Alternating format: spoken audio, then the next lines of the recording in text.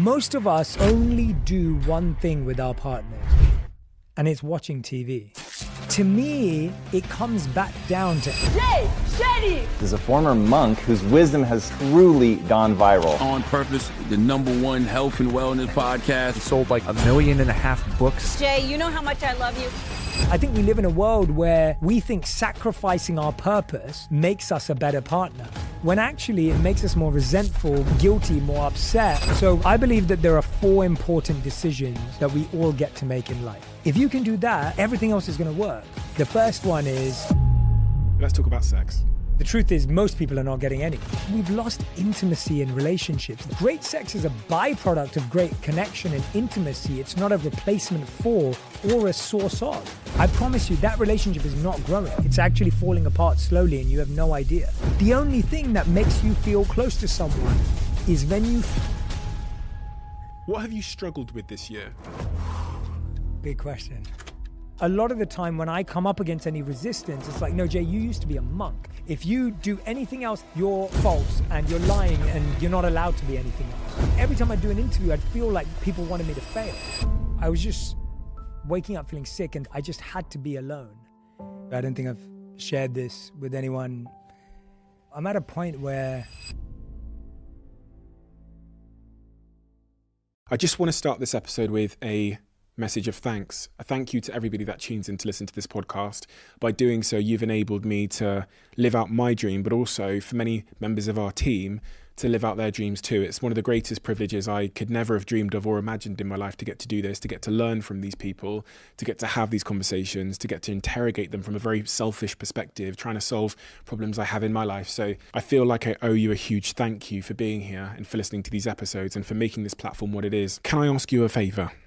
I can't tell you how much you can change the course of this podcast, the course of the guests we're able to invite to the show, and to the course of everything that we do here, just by doing one simple thing. And that simple thing is hitting that subscribe button. Helps this channel more than I could ever explain. The guests on this platform are incredible because so many of you have hit that button. And I know when we think about what we want to do together over the next year on this show, a lot of it is going to be fueled by the amount of you that are subscribed and that tune into this show every week. So thank you. Let's keep doing this. And I can't wait to see what this year brings for this show, for us as a community, and for this platform.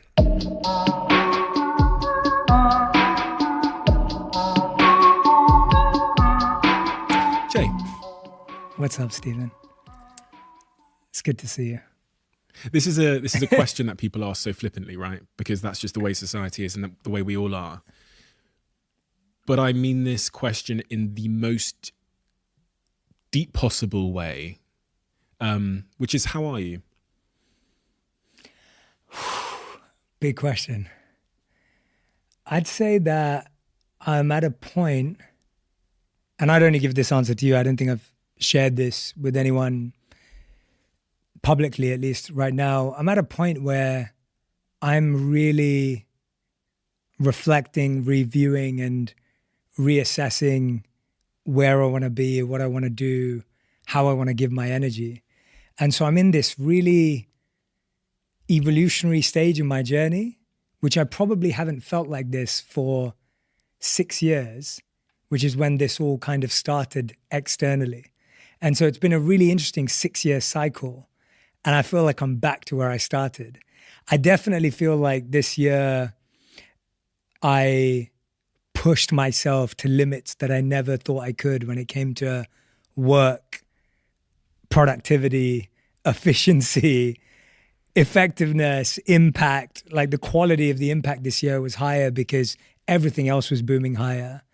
And at the same time, there's this natural sense of wanting to renew, wanting to reinvest in myself and grow again. It's almost like I feel like I did a lot of growing and I poured it all out. And now I'm ready to grow again and pour that out again. But I've got to go and refill that cup, got to go and rediscover what that is and what that next thing is that excites me, that drives me, that moves me to that level that brought us here today. So when you ask me how I am really or how I am deeply, I'm in that regeneration stage. But what's beautiful about it is that when you've been there before, it's a familiar feeling. Whereas when you were there for the first time, it was scary. Now I'm like, oh, I've been here before. I know what this feels like. I know how to find the tools and skills that I need. So what are the symptoms of that? How do you know you're there? I know I'm there because... What have you been feeling? Yeah, I've been feeling like I want to know where I want to be in 5 years, or which direction I want to move in 5 years. And I've been looking at that question and I've been trying to answer it. And I was speaking at a conference recently in Mexico, and one of the answers was, Jay, what's your goal for what you want to do in the next 5 years? And I was like, my goal right now is to figure out what I want to do and what I want to put my mind to for the next 5 years. And so I'm feeling a sense of accomplishment. I'm feeling a sense of arrival. I'm feeling a sense of satisfaction.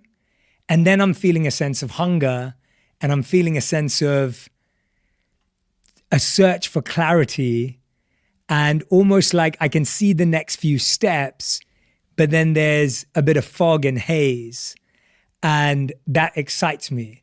So there's a feeling of excitement that comes with that search for clarity, if that helps. So in the short term, you can kind of see how things look, but then as you look at maybe the North Star that you're aiming at, that's a little bit less clear. Yes, that's exactly it. But it's coming at it from a point of, that's what I need to do right now, not what I have to. I think if I felt clear about it all, I don't think I would actually achieve what I want to achieve. I think I'd waste time, waste effort.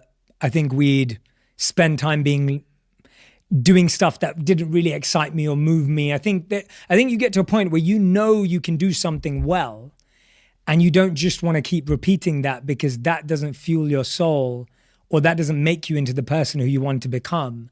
And so while I know that I can do that, that's just not who I would set out to be, and that's not how we got here. And so I don't want to repeat a cycle that I know how to repeat just because I can, when that isn't why I set out to do this. What is that cycle? Let's get really specific on... What is that cycle that you've mastered that you think, that will no longer give me that same... I'm probably different to a lot of people who set out and say, I believed I would achieve this, or I had a certain set of goals and I did that. I didn't come from that. I came from this raw passion to want to serve and hopefully uplift the world by sharing ideas that people would listen to that and go, oh, I have that conversation with my friend, but I never thought it was okay to say it out loud, or I was just thinking about that last night, but Jay just put that into words, and now I feel comfortable sharing that with my partner. And so I came at this whole thing from the approach of, how do I help the individual and the micro?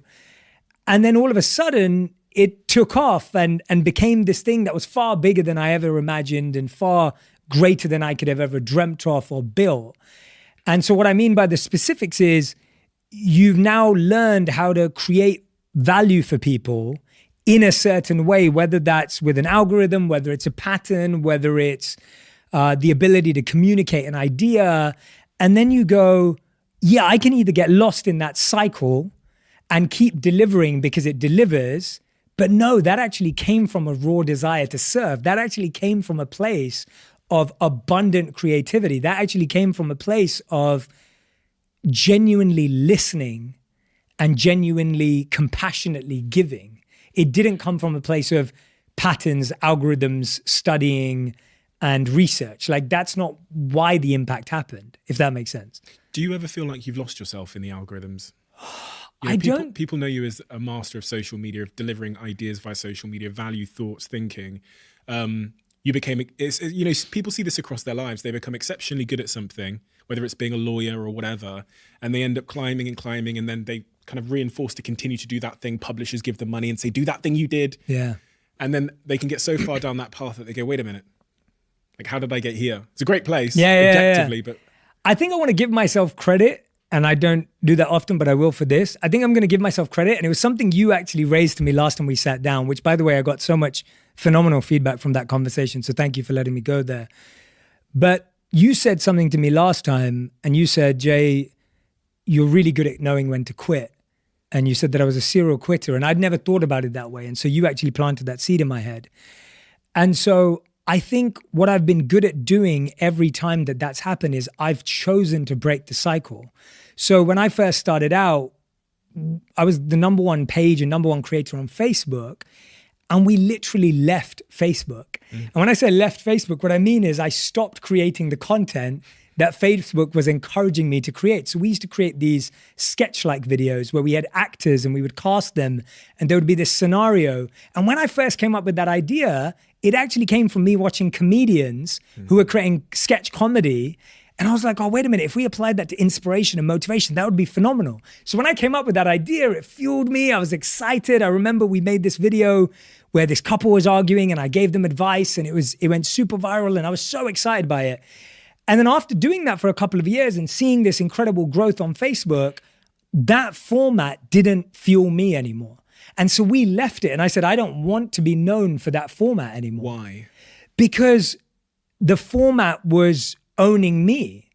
Right? I was being owned by having to be a specific creator, giving specific 4-minute pieces of advice and thought. And I didn't want to be that. I wanted to dive into building a podcast and writing a book because Why? I wanted long form. I wanted quality. I felt like there was only so much I could say. So there's two angles to this. There's two sides to this. One is... Can I just Yeah. stop there? Yeah, of course you The can. reason I'm asking why Yeah, here I is love because it. I'm thinking of Jenny, who is in a similar role in her job, who's listening to this Yeah. and has got like, she's just lost the love Yeah. of the thing which Yeah. she once loved. So Yeah. I'm trying to answer this for her. Yeah, I love the question. I think that, so anytime you discover something, anytime something's new, it's attractive, you fall in love with it. And as it gets old, we only keep doing it because there's some part of it that becomes performative.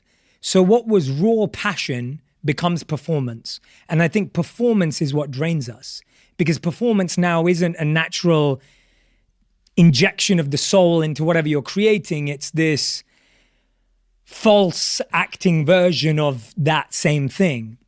And so I find that when I feel like I'm performing, I worry and get scared and then I scale back. And so I think at that point, I got to a point where I was like, if I keep feeding the algorithm and feeding this, it's performance. And the quality of what I want to give people has changed. The 4 minutes videos were a great window into all of the wisdom that I'd learned and all the studying I did as a monk and all the ideas that I'd gained. But I was like, if I can't give that to people in a way that they can practice it. Like a 4-minute video can give you motivation and inspiration, but a 4-minute video can't help you build a habit. A 4-minute video doesn't practically change your life. A 4-minute video is the injection, the spark, the buzz, but it doesn't transform someone's being. Whereas a program can do that. A book can do that. A podcast that people listen to religiously and build a habit can rewire parts of themselves.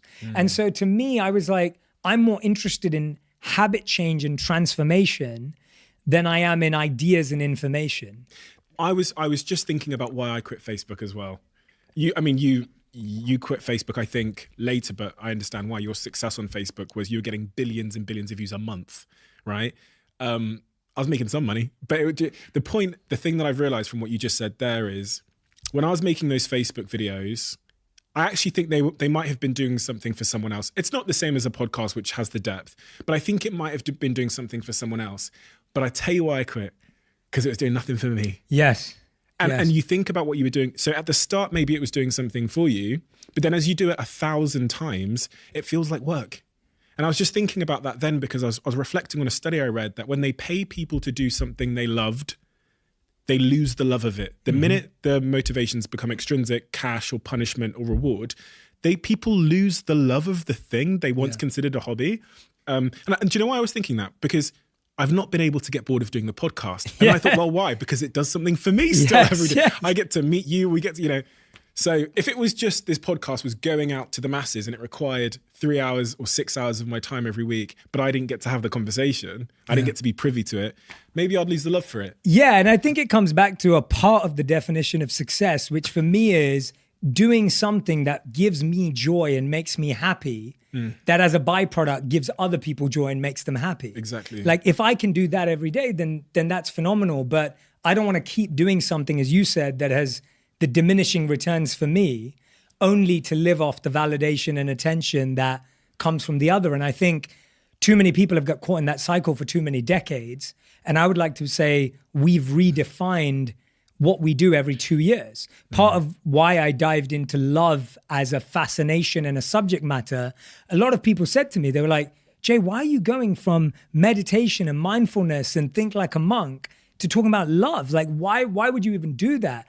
And I was like, because that's where I'm at. Like, that's something that I mean, there's lots more reasons to it that I can share more philosophically, but on a very raw emotional level, this is what I'm fascinated about right now.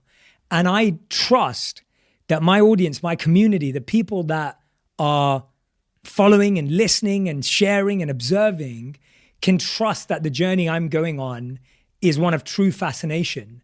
One of the reasons why I fought to have the cover I wanted, the fonts that I wanted, to not have my face on the cover of the book was all of these reasons. I know if I put my face on the cover of the book that my publisher is going to be happier. They believe it's going to sell more. They believe that the less artistic it is, the more on the nose it is, the more people are going to buy the book. My take is I want everything I do to be art. I want everything I do to be an extension of my heart. And this is that. And so I think I'm just at a place now where I've learned that I can trust my intuition every single time. And I want to keep doing that. I don't want to now become more scared of trusting my intuition. Someone said to me, they said, Jay, like, haven't you got to a point now where you can't take any risks? And I was like, no, that's completely the opposite of how I see it. I've worked this hard by taking tons of risks. This is not the point to stop taking risks. This is the point to continue to take risk, because that's what creates joy, happiness, abundance, success, and everything else I'm looking for. What have you struggled with this year? What have I struggled with this year? Like over and over again, like, fucking, why can't I change that? So it's a bit of an oxymoron, and I kind of love paradoxes and kind of feel like it's always this way. It's kind of like, at one point, you know that reinvention and rediscovery is constantly needed. And then there's the other side that I've probably banged my head against the wall a few times on, is accepting that I can't always be scrappy as I was in the beginning all the time. And I'm intrigued at how you feel about this, especially having built something so huge, and now I know you're building something again. I can't, a few years ago when I was starting out and we were building lots of things, we built things in a really scrappy, quick, fast way. We made really quick decisions. Some of them were great, some of them were terrible. Things went wrong, things went awesome. Obviously, the rest of it is history and all of that. But there's a part of me, as much as I need to be reconnecting with that scrappiness, there's a part of me that needs to accept that we're not that small anymore and that things do have impact and influence. And I think that paradox is something that I find myself constantly going back and forth on, because I want to be able to be scrappy. I want to be able to start things at the drop of a hat because I feel like I can. And at the same time, I realize, well, no, now I need to think about a lot more people and a lot more things are affected, and this could negatively impact this, and someone here could do this, and all of that kind of stuff. And so I think that's something that I struggle with, is the balance between saying I want to be the Jay that I was 6 years ago when it comes to starting new things, but I have to accept that we're not there as well. How many people are in your team total? Globally, full-time 50 people. So it's not huge. But when you look at the people that work with us and the number of people it impacts, and then the scale of all the content we create and everything, there's billions of people every month still in some capacity. And so there's a sense of, and also there's a sense of, you become a target. Like you weren't a target 6 years ago. Like no one cared.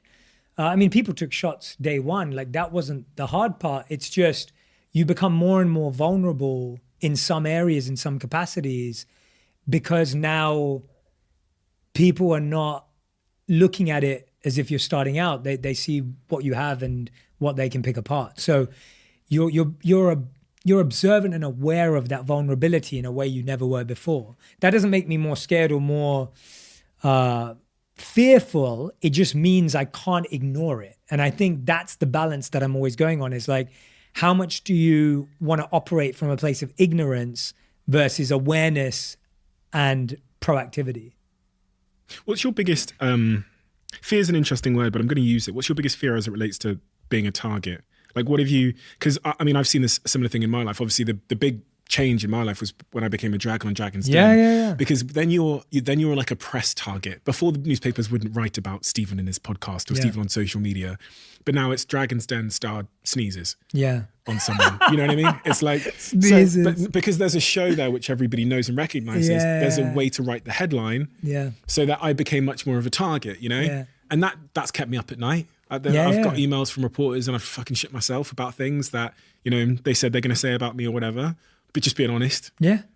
Yeah. So You know, I think my life has just changed so much in the sense of, literally, I was thinking about this. 10 years ago, I left the monastery. And when I look at my life over the last 10 years, and then if I look at it 13 years, including the 3 years I spent in the monastery, I live like a completely polar opposite life today. I went from having no money, no idea of a business, no relationship, 2 sets of clothes, robes, and living and sleeping on the floor and having nothing and thinking that was the rest of my life, to now being in the complete opposite point of view where we have multiple businesses, I'm married, I enjoy fashion and my wardrobe. I really enjoy building teams. I love the world I'm in. And I've grown and embraced all of that transformation because I realized that I could only give myself, or I had to be the only person in the world who could give myself the permission to be all of these things all at the same time. So I see myself as much as a monk as I do as a manager, as I do as a marketer, as I do as a mindfulness coach. Like, I'm all of those things and I'm very happy being all of those things.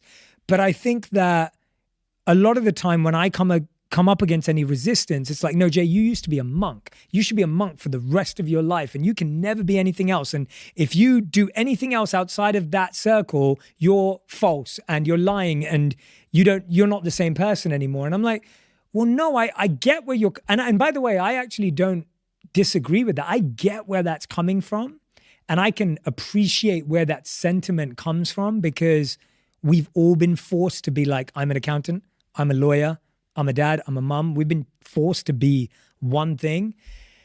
And I think for me, I've been on the journey of accepting all of my complexity and all of my interests and passions. And I think that takes a long time for a lot of people to get their head around. I'm not saying that my community or my audience feels that way, and I don't want to alienate them. I think there's a lot of people who don't even care about that. But I think when I think about the idea of being a target or it's a lot of that where it's like, well, you used to be this, just be this. Like, you're not allowed to be anything else. Oh, why? And it's like, well, no, but my life's changed. Like, that was a part of my journey. I'm telling you a part of my story. Why can't I tell you the story that I'm at? Why do I have to be the story that I was 10 years ago? Does that, and this, you know, there's several ways to answer this question, but I just want the most honest answer, which is, has that ever bothered you? Have you ever received that kind of critical feedback and it's bothered you? Yeah. There was definitely a couple of weeks where I woke up every day in the morning feeling sick. And I've never experienced deep bouts of anxiety, or I've definitely experienced depression when I left the monastery, and that whole period was a depressive moment in my life for sure. But post that, I was just waking up feeling sick, and for a week I just had to be alone. And I just had to be alone and not see my friends and not see anyone. My wife was in London at the time, so I wasn't with her. And I literally just sat alone for 7 days making sense of how I felt about myself. What happened?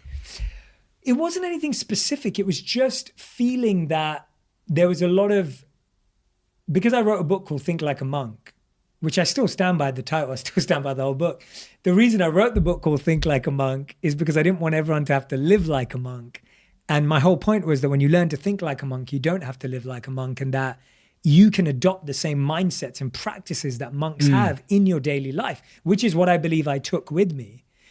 But I found that when I would do an interview, you know, the interview would be, oh, Jay Shetty, you know, tells you to think like a monk, but he's selling millions of books or whatever it is, right? Or like, you know, oh yeah, Jay Shetty made X amount of money through ad revenue on Facebook and YouTube.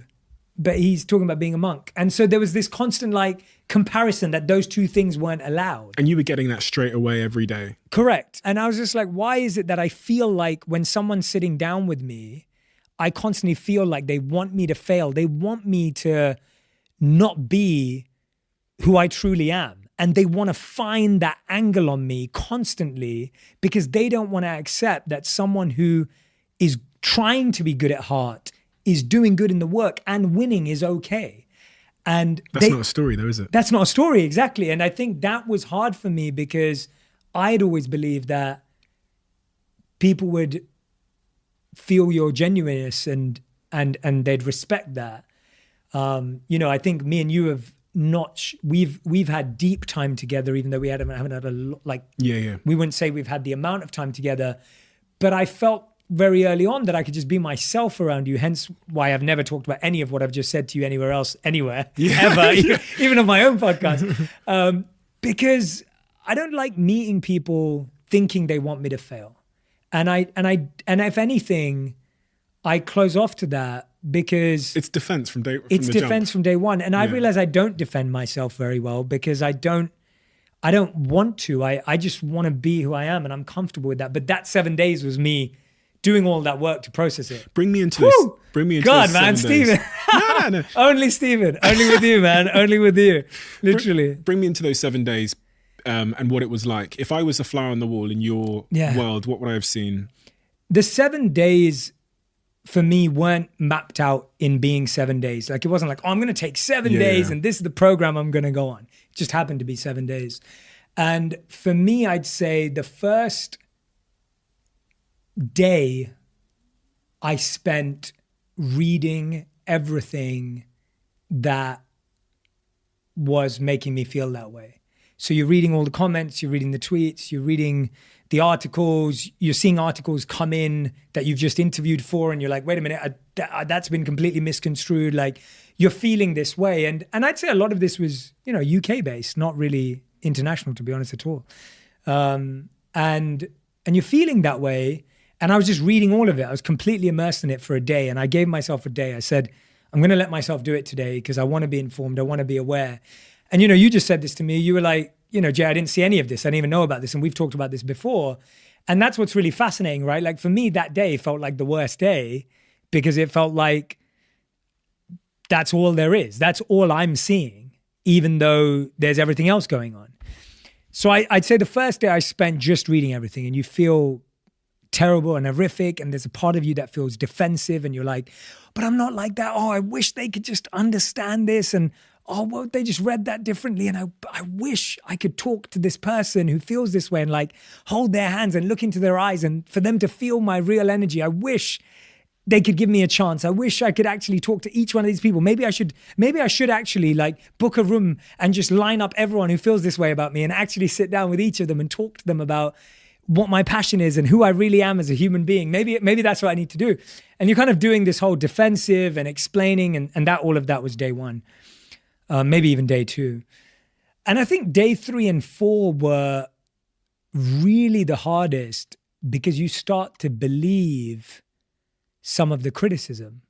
So there's a part of you, and I think this is a good part of me. I'm happy that this part of me exists, where I have the ability to be really critical and harsh of myself to the point that I kind of embodied some of those ideas. And I was like, maybe I am. Maybe I am not fully genuine. Maybe I do have that part inside of me. Like, God, maybe I am wrong. Like, maybe I do need to take a look at myself. Maybe I'm not doing that enough. And so I'd say that was day 3 and 4. And that was the hardest because you're now taking someone else's words to be your worth. And you're taking someone's writing to be who you are. And so I think day 3 and 4 were just kind of processing, like, do I really agree with that? Am I that? What part of that is me? I can't just I've never wanted to be someone who doesn't take something as feedback, like, or doesn't look at something or try and understand it more deeply. And anxiety. How do you feel on these days? You talked about I feel like throwing up in the morning. Really? Like waking up and feeling like physically sick. and wanting to throw up, but trying not to. And did that feeling last all day, or was it just when you woke up? I think it was mainly when I woke up. Like it was a strong feeling when I woke up, and I'd have to work through that over the next couple of hours and then get over that and then try and progress the day. And I think day 5 and 6 were making sense of what was feedback, what was shots fired, and what I believed about myself. Run me through those 3. So the way and even deeper than all 3 of those, and I'll talk about those 3, but even deeper than those 3 of those was this idea of compassion, of why do people feel the need to do this? Like, what role does it play in their life, in our world? And why does someone feel the need to, without never having spent genuinely quality time with me, to feel any way about me? Also not knowing anyone in my universe either. So, and so trying to have compassion and developing a sense of perspective of what role does this play in our society?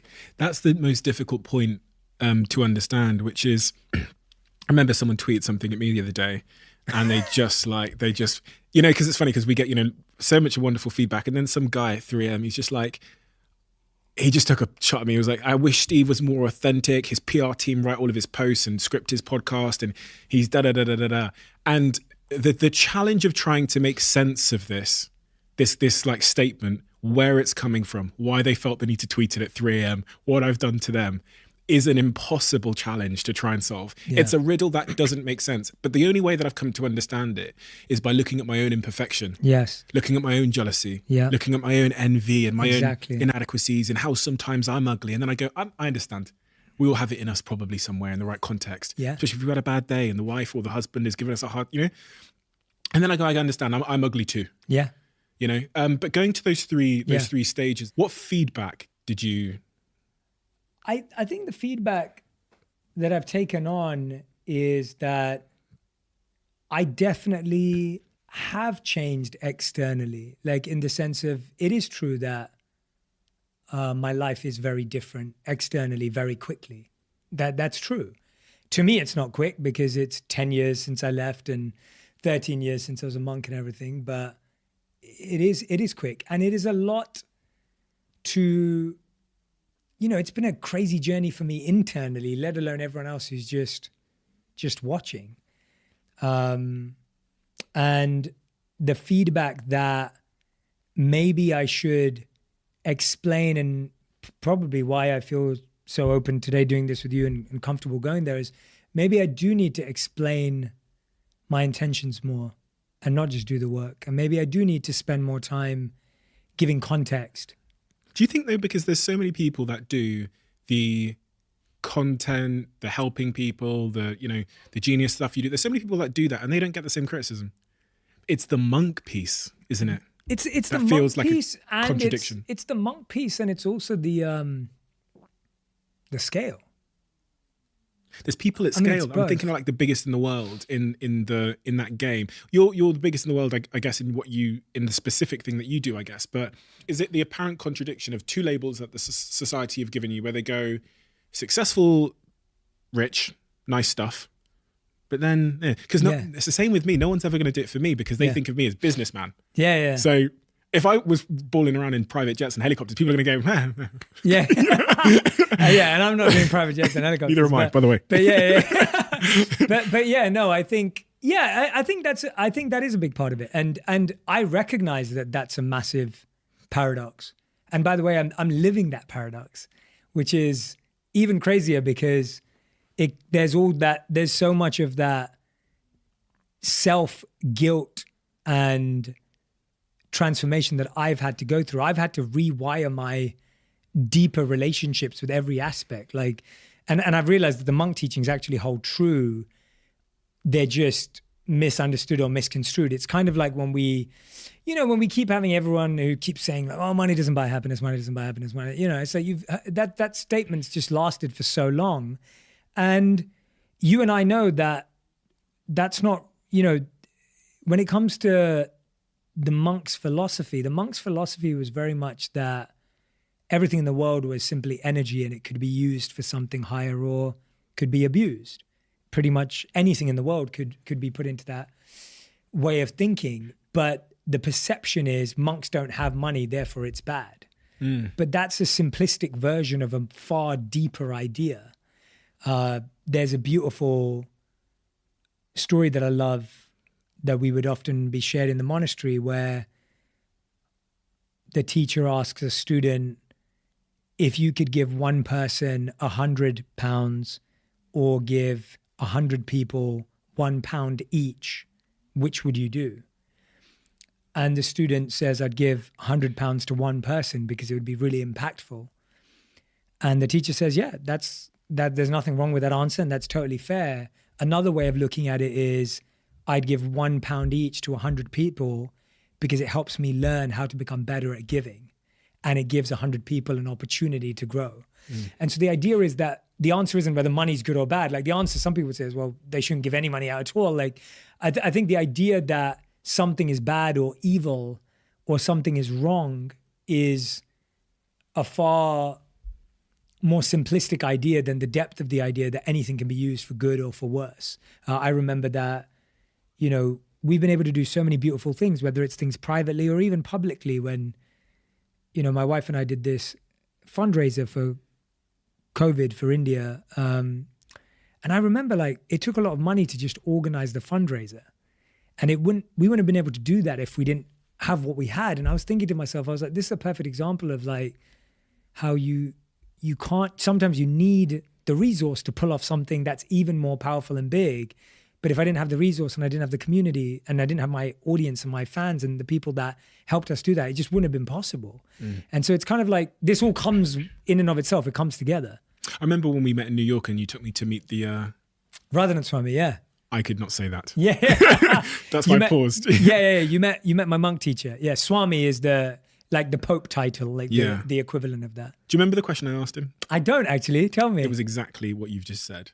So I said to him, there's a part of me that has always had this sort of internal conflict whether if what I'm doing, what I consider to be selfishly, like building businesses, enriching myself, is good or bad. And I've always, since I was 18, I remember being sat in my room and thinking, if instead of building this business, if I just went to Africa and saved one life, would that be more of a worthy cause than building a business that would enrich myself? And your teacher said to me, he said, and I'll never forget it, I talk about it all the time on stage, probably every month on stage. Wow.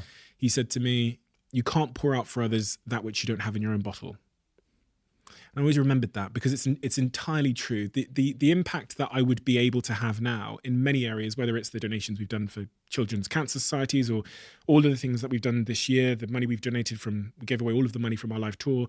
None of those things, even like this podcast, wouldn't have been possible if I didn't fill my bottle. And my bottle isn't just financial. It's skills, resources, knowledge, it's network, it's reputation.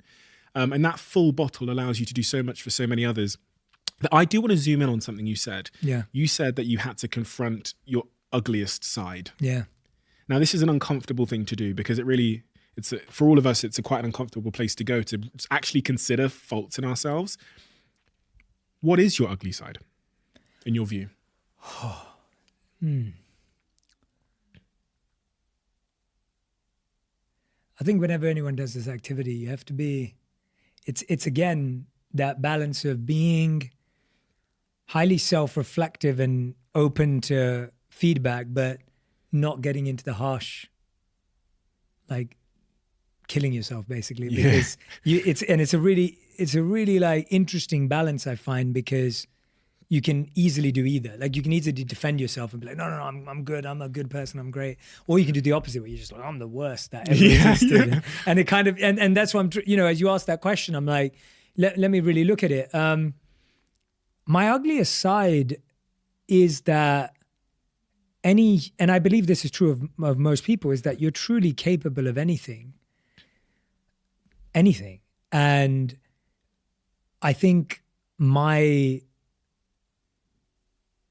practice and my daily habit is, and has always been, to try and feed the good dog inside me. And so I don't think I associate that deeply with my ugly side because I've just not fed it for a long time. And so I don't feel very close to it in the sense of, that doesn't mean it can't take effect on me. So my teachers would always say that if you feel like you're unaffected by Maya, Maya's the Sanskrit word for illusion, and illusion is considered ignorance and that which leads to the dark side or the ugly side. If you feel that you're unaffected by Maya, you're in Maya, right? If you feel unaffected by illusion or the dark side, you're in the dark side now. Yeah, that makes sense. And it's the idea as well of like, if someone says they're humble or practicing humility, it's like they're in ego right now. It's not possible to think to yourself, oh, I'm humble at the same time as feeling egoless. And so the idea that I feel like I just don't associate with my dark side often, but I think my dark side exists within this capacity of like, you know, the comparison, the envy, the jealousy, the ego, that's the kind of stuff that I would say that mainly I would grapple with. And I grapple with on a daily basis, and I choose to grapple with it on a daily basis. We, in the monastery, often talked about relishing the battle. Yeah. That there was always going to be a battle. The battle was never won or lost. It was a constant relishing the battle. You just had to re-pick up the sword and have the fight every day. And so I've learned to relish the battle, and the battle is accepting that there is both inside of me. And it's a battle I have to have every day. And the avoidance or ignorance that I don't have one of the sides isn't healthy. Right? In my case, it's just not healthy. I can't accept that I have only pure intentions. Do you believe you'll get to a point where you've won the battle? I don't think so. I don't think that's the goal. I think the moment you think you've won the battle is when you lose. I mean, there's that brilliant clip on social that's always going viral. And it's literally like, I forget what the line is, but I think the caption is something like, it's never over until it's over. And it's all the moments in sports where someone's felt that the ball's gone across the line or it hasn't, or the person's running thinking they're about to cross the finish line, they look over and they lose every single time. And I think that that's a great image and metaphor for the idea that as soon as you think you've won, that's when you're most likely to lose, because that's when you put your guard down. And I think putting your guard down to your own envy and to your own comparison and to your own ego is unhealthy. And I think sometimes when we see the crazy things that happen in the world, it's not because someone was made that way or built that way. It's that they let their guard down to those things. And so when I'm saying that I sat for 7 days with my demons and my dark side and my unhealthiness and checked myself, I'm glad I did that, and I shouldn't avoid that. I shouldn't sit here and say, no, I know I'm an amazing human being and I'm a good intention. I know all those things. I am good intentioned. I am someone who cares about people. I am deeply compassionate. I have only ever tried my best to serve and love. Those are all true. I'm very confident in that. But at the same time, I have a propensity to be egotistic, to be envious, to be jealous, to be comparative, to be competitive in an unhealthy sense. And if I'm more vigilant of that, that won't ruin it. And that's the perfect analogy that was given to us in the monastery, was we all had to plant a seed and tend to it every day, because you'd see weeds grow around it every day. And this was the exact concept that was taught to us, that when you plant a seed, weeds are going to grow around it. And the weeds often look like the plant. They often look perfect. And you can keep watering the weeds or water the seed and pluck the weeds. And that's the daily practice that each and every one of us does. So I think every day I sit with myself in my meditation and I try and pluck out the weeds. And sometimes it's not plucking, sometimes it's ripping, gripping, destroying, uprooting. Like the weeds have gone deep. Some of these weeds are no longer little seedlings and little plants. Some of them have been around for years. And so there's that work that has to happen. Are you thinking about a particular weed that you've really had to like work on and unpluck? I mean, I've got loads in my life that I know that you see it continue to rear, continues to show up in the moments where you're maybe complacent. Yeah. About, you think you've got it all figured out and then fuck. Yeah, I think the biggest one that I probably monitor, I mean, I monitor all of them regularly, but I think it's the weed that we all have, that the way we live life is the right way to live it. Like the belief that my perspective, my opinion, my priorities, my values should be everyone's. And that somehow because of that, we should all align. And I think you see that with your partner the most. Like, for example, my wife really values her mental and physical health. And so her number one priority in the day is making sure she's meditated and making sure she's gone to the gym. Like those are like massive priorities for her. And sometimes there'll be 2 workouts and more meditation. And I'm coming back off of a slog day of like working, podcasts, meetings, schedules, all this other stuff. And I've meditated, but I haven't worked out today and I'm running around. And I think at the end of the day that I've achieved more. Like that is a weed, because I'm saying that what I prioritize is more important than what she prioritizes, when it isn't. It's just different. Her self-worth is based on very different things than my self-worth is based on. Do you ever find, when you're saying all of this, you're describing exactly me and my partner. I love that, man. That's good. She wakes up at 7 or 8 in the morning. Yeah. She's built like a temple and she goes to the temple. And if I walk up past 2 hours later, she's just stretching in the temple. Yeah. You know what I mean? I'm like zooming past with like, late for some shit. And she's just stretching in a temple. She flows. That's the way. She just flows nice and slowly through life. At her own pace, a pace that I know nothing about. Yeah. A pace I cannot relate to. Yeah, same. So I was going to ask you about this. Have you ever found yourself making the mistake of exerting your ambition onto that flow, that pace? Because I have. Yeah. I sometimes have to. I think, and I write about this in the book, but by the time I was with my wife and we moved in and got married and like started really investing in our relationship, I think I'd seen a lot of people do it to other people. So my wife would always get people around her. She's a phenomenal chef and cook and, really, really talented when it comes to food and health and nutrition. So the one thing she'd hear from everyone was, you should start a restaurant. Like that's all she'd ever hear is, you should start a restaurant. You should start a restaurant. And whenever I'd see the like sometimes fear, confusion, uncertainty on her face when people would say that. This is like, I'm talking about like 7 years ago, maybe 8 years ago.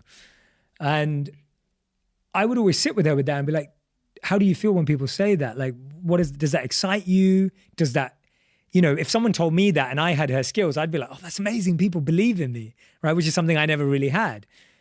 And she was like, no, I don't know if I want a restaurant. Like, I don't know if that's what I want to do with my skills. Like she always wanted to be in pediatrics and she wanted to help people with their nutrition and diet. And she wanted to work with individuals and now she's working with people online. And she does love making recipes, but does she want to build a restaurant? And so we'd always go through that cycle. And I started to realize, and we'd have this conversation often, that just because someone says something that's a good idea, it doesn't need to be your idea and you don't need to chase it.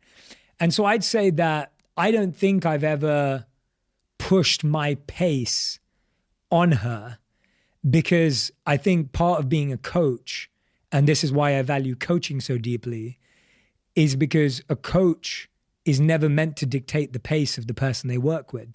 And so there's a chapter in the book called Your Partner is Your Guru. And that's a really tough statement to handle. But actually a guru, likened to a coach, never dictates the pace of the student. So my monk teacher, who you met, that day in New York, would never, ever say to me, Jay, you've been meditating for 17 years now. Why are you not a pure, perfect meditator? They would never say that to me, because they don't think that that's the pace at which it works. They know that I'm on my journey, on my timeline. Now, at the same time, I think opening up conversations, like I will have the conversation with my wife and be like, are you thinking about setting goals or intentions for 2023? And do you want to talk about it? Because I'm going to be doing that myself. You talk about that in here. Yeah. And I've seen that she's done that, like where my wife has opened up to some of my ideas and my ways of working, because I open up it as a conversation, not as oh, by the way, these are my goals for 2023. What are yours? Where it's like a pressure. And that's like an insecure amateur version of trying to be a coach, where it's like, well, look what I've achieved. What did you achieve this year? Or, by the way, let's look at our 2022 goals and what we achieved. Like, it becomes an ego thing again. So I think for me, I've really tried my best to embody being a coach in my partnership, because I see it just being healthier. when we've allowed each other's good qualities to rub off, and by the way, she's done the same back to me. So if I've coached her in like finding her drive and her passion and her purpose, and coached her in the sense of not like meticulously, but as a friend, she's done the same for me. Like when I met my wife, I was someone who'd really focused on mental mastery, but I hadn't really figured out what I did for my body. I'd done a lot for my mind and my heart, and my emotions, but not for my body. And when I met my wife, like she inculcated the belly for me, working out more regularly and eating more healthily. And when I met my wife, I was addicted to sugar. I still love fried food. I still love sodas. And my wife was just like, this ain't happening. But again, she didn't call it out. It wasn't like oh, you're so unhealthy, you just sit around and drink. It wasn't like that. It was educating me, and it was enlightening me, and it was helping me change my habits. Inspiring you. Yeah, inspiring me. And it's setting the example, right? I think setting the example is far more beautiful. There's a quote I use of St. Francis in the book, which says, you should always preach wherever you are in everything you do. And if you need to, use words, right? The idea that your example, your practice is what inspires people. If you're working really hard and you're a wonderful human being, that far more makes someone want to work hard than you working hard and being a miserable human being. Quick one. Intel are one of our podcast sponsors, and I want to talk to you for a second about their Built for Business vPro platform. In today's working world, the office is pretty much anywhere, and Intel vPro means you can remotely manage, repair, and protect devices across your entire organization, no matter how large or small, giving me and my team peace of mind to work wherever we choose to. For my IT team, whether on-premise or via cloud, behind the corporate firewall or not, Intel's vPro comprehensive manageability has us covered. This is something that is so important to me. I'm a huge believer in employee flexibility and trust, so having features like this are super helpful. So to find out more, search intel.co.uk/vPro and let me know how you get on. It is that time of year again when my life becomes incredibly reliant on Huel. I'm busier than ever. I'm trying to be nutritionally complete in all that I do. I'm trying to make sure I get all of the vitamins and minerals that I need in my diet. And Huel has been, for the last 3.5 years, the primary reason as it relates to my diet that I've been able to be nutritionally complete while also being incredibly productive. They've also been a sponsor of this podcast since we launched the podcast. And so I owe them a huge debt of gratitude for enabling this show. And in fact, when we hit the 1 million milestone on YouTube with this podcast, I sent it to the founder because I've never shared this before, but he actually said to me when I started the podcast, he was like, you're going to absolutely kill it. You'll have millions of subscribers. You'll be this big. You'll be that big. So many people will listen. And I don't know if I believed it, if I'm being completely honest, but he believed in us and this show before we'd released one episode, which is a remarkable thing. And he gave me a huge amount of self-belief in myself. So thank you, Julian Hearn, for that. But also thank you, Huel, for creating a product that has helped me and helped my health stay intact in my busiest days over the last couple of years. Back to the episode. I've always wondered this. I'm going to ask you a really tough question here. Mm-hmm. If your partner got to a state where you no longer found them attractive at all, I'm going to let the viewer decide what that might look like, right? If your partner got to that state, what would you do? I think... Because they weren't taking care of themselves. Yeah. I think my honest answer would be I would like to approach that. And I believe I would, because I think I've shown it in different areas of my relationship, not in the physical sense, have been the compassion of, are you happy with where you are right now with that person? Are you happy in the direction that you're moving in? Is this the life you want? Has this been created out of pain or stress or pressure, or has this been created out of choice and out of action, right? And I think getting to understand that person's journey to that point sets you up to understand where this is going. If that person then turns around and goes, this is exactly who I want to be, and this is the person I want to be, and this is how I choose to live my life. I'm your partner. Yeah. What do you say to me? Yeah, so I'm going down the angle of trying to get to understand, right? Like that's what I'm trying to do in this scenario. And if they are completely cool with everything. Correct. Because it's you're the one that's lost attraction. Yeah. All I'm trying to do in that scenario genuinely is to understand where the person's at, why they're in that position, and how long they think that's going to last. And so my next question would be like, that sounds awesome. That sounds like a lot of fun. How long do you feel like that's where you want to be? Now your answer may be, I feel like that's how I want to live forever, right? Yeah. Like that's the direction it's going in. I have very little control over that. So what do you do? I would then, if I'd explored that conversation, Try to understand first. yes, and seen that pattern for long enough. Because Yeah. by the way, that pattern could last a week and it could be over next week. Yeah. And that person's now guilty and shameful and they're dealing with something far deeper. So I don't think this can ever be, oh, wow, that person for a month has gone in this direction. It's never that quick, right? Yeah. If you're seeing over months and years that someone's just going on a downward spiral, they're not opening up to you. They're not opening up to a therapist. They're not opening up to their mum, their parents, their sister. They're not opening up to a coach. They're not opening up to their friends. Like if you're seeing no sign of this person doesn't feel they're doing anything wrong by their account, now you're out of options of controlling that. So I think there's many more layers before I don't think this person's right for me anymore. But I think those layers and levels are time. How long has this lasted? I think it's who are they honest and open with? Because sometimes they may not be honest and open with you because they're embarrassed, but they're being open and honest with someone else, their family, their friends, whoever else it may be. Are you aware of that? Do you even know the conversations they're having? And then if you're not attracted to someone, I mean, you're well within your rights to move on and get on with your life. I mean, how are you going to force yourself to, if that's an important value for you? Someone would say, but physical attraction isn't my number one value. That's totally fine too. So you would stay with that person, right? Like if that's not your number one value. Is there a point where you express how you feel? to that Absolutely. Absolutely. I think after I think the biggest mistake that happens, so I talk about this in the book where I talk about things that you find intolerable about your partner, right? This comes under that category, that you find it intolerable that they don't take care of themselves and now you're not attracted to them. I talk about going on this journey. If you love someone enough, if you care about someone enough, you will want to go on the journey from intolerable to understanding to acceptance to potentially even admiring them for who they are and where they've gone. That's the journey if you want this relationship to last. So if I find something intolerable, the next step isn't telling them how I feel. The next step is understanding why they're there, how they got there, what their reasoning is. And that takes time. That person isn't going to, on day one, they're going to give you answers like you just gave me. On day 73, chances are someone's going to say, I'm feeling really bad about how I am, right? And maybe not. When you tell them. Huh? The bit I'm interested in is how you communicate how you're feeling. So I would say, and I want to use a real life scenario with my wife because I think it's easier to talk about a real conversation we've had. If I felt emotionally disconnected from my wife because we've both been traveling separately, we've both had a lot of work on, we haven't really found time to connect or be with each other deeply, I often say to her, and I've said this throughout our whole relationship, I'll say to her, is this relationship going in the direction you want it to go in? And that's a really open and broad question. She could say yes, she could say no. And then my second question is, if it is going in the direction you want it to go in, what's going well?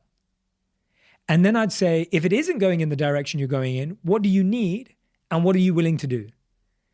And then I'd follow that up with, do you mind if I share mine? Do you mind if I share with you if I feel this relationship's going in the right direction or how I feel? And so once I've heard her out and seen where she's at, I'm now going to tell her exactly how I feel. My way of saying it would be, I've got to a place where I'm feeling emotionally disconnected. I'm feeling like I don't feel like you're present with me. I don't feel like you're connected. I don't feel like you want to. Is that true?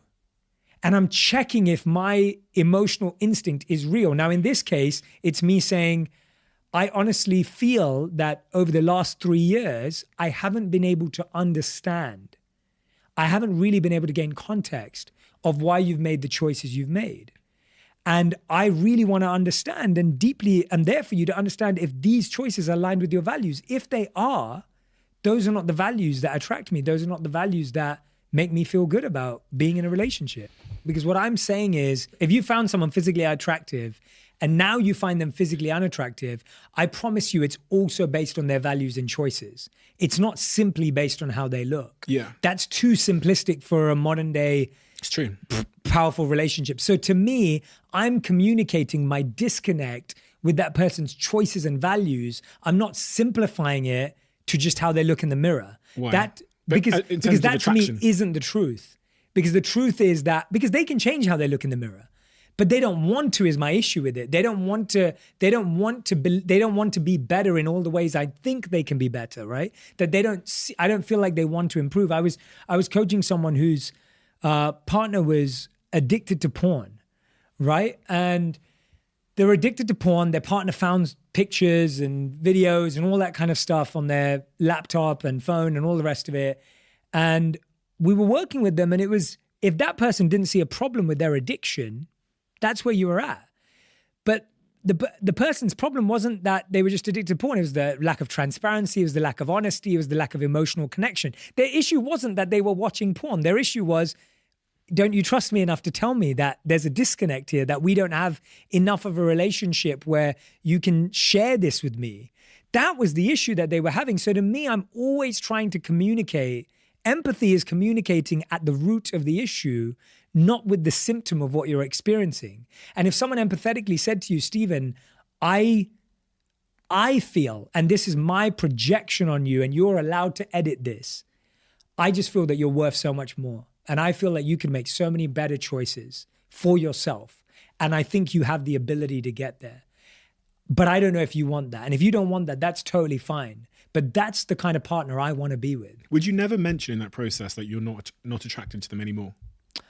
I wouldn't never not mention the direct thing. I just think that I'm more interested in excavating. You're going around. It's not the going issue. around. It's going under. It's going deeper. Going deeper then. It's going deeper. It's not going around. Going around is saying like, oh, this not working out anymore. Like, oh, I'm just seeing other people now. Like going around it is like, going around it is just saying, I mean, even one sense of going around it is just like, yeah, I'm finding other people attractive, whatever. Like you're going to the roots as opposed to the leaves. Correct. Because I think that not only helps the other person, but it helps me understand how to actually be there for the person I love. Because I think that if you go to the root, that person has the opportunity to say, thank you, that's how I feel. But I just didn't know how to say it. So I want to give the person the opportunity to feel so heard when they can't even hear their own voice, but they can hear it through my reflection on them, where they can say, you know what, you're right. That is exactly how I feel. I know I can be so much better. And if I can't find that in them, then we're not meant to be. I want to be that voice for someone because they can't find that voice within themselves. It's so interesting because I imagine almost everybody listening to this has those gripes with their partner. 100%. Whether you've been together for 5 minutes or 5 years, where you go, I just wish he would be more like me, or I just wish he would do it like me. I wish he would love what I love. And I've been there with my partner as well, where I suspect she wants me to be a bit more interested in the things she's interested in, and maybe vice versa. But then also we have a different style of communication and all of these things. And going back a couple of years, we had a problem with sex, which we had to confront, where one day she turned around to me and said that she wasn't interested in sex. We've talked about this publicly before. Yeah. And the journey I went on to understand all of that. The question I'm trying to ask is like, Dave or Rebecca, who's listening to this right now, who wants to change something about Rebecca wants to change something about Dave. He doesn't care about me. He doesn't give me the quality time, all of those things. What's the path that Rebecca should take to deliver that to Dave?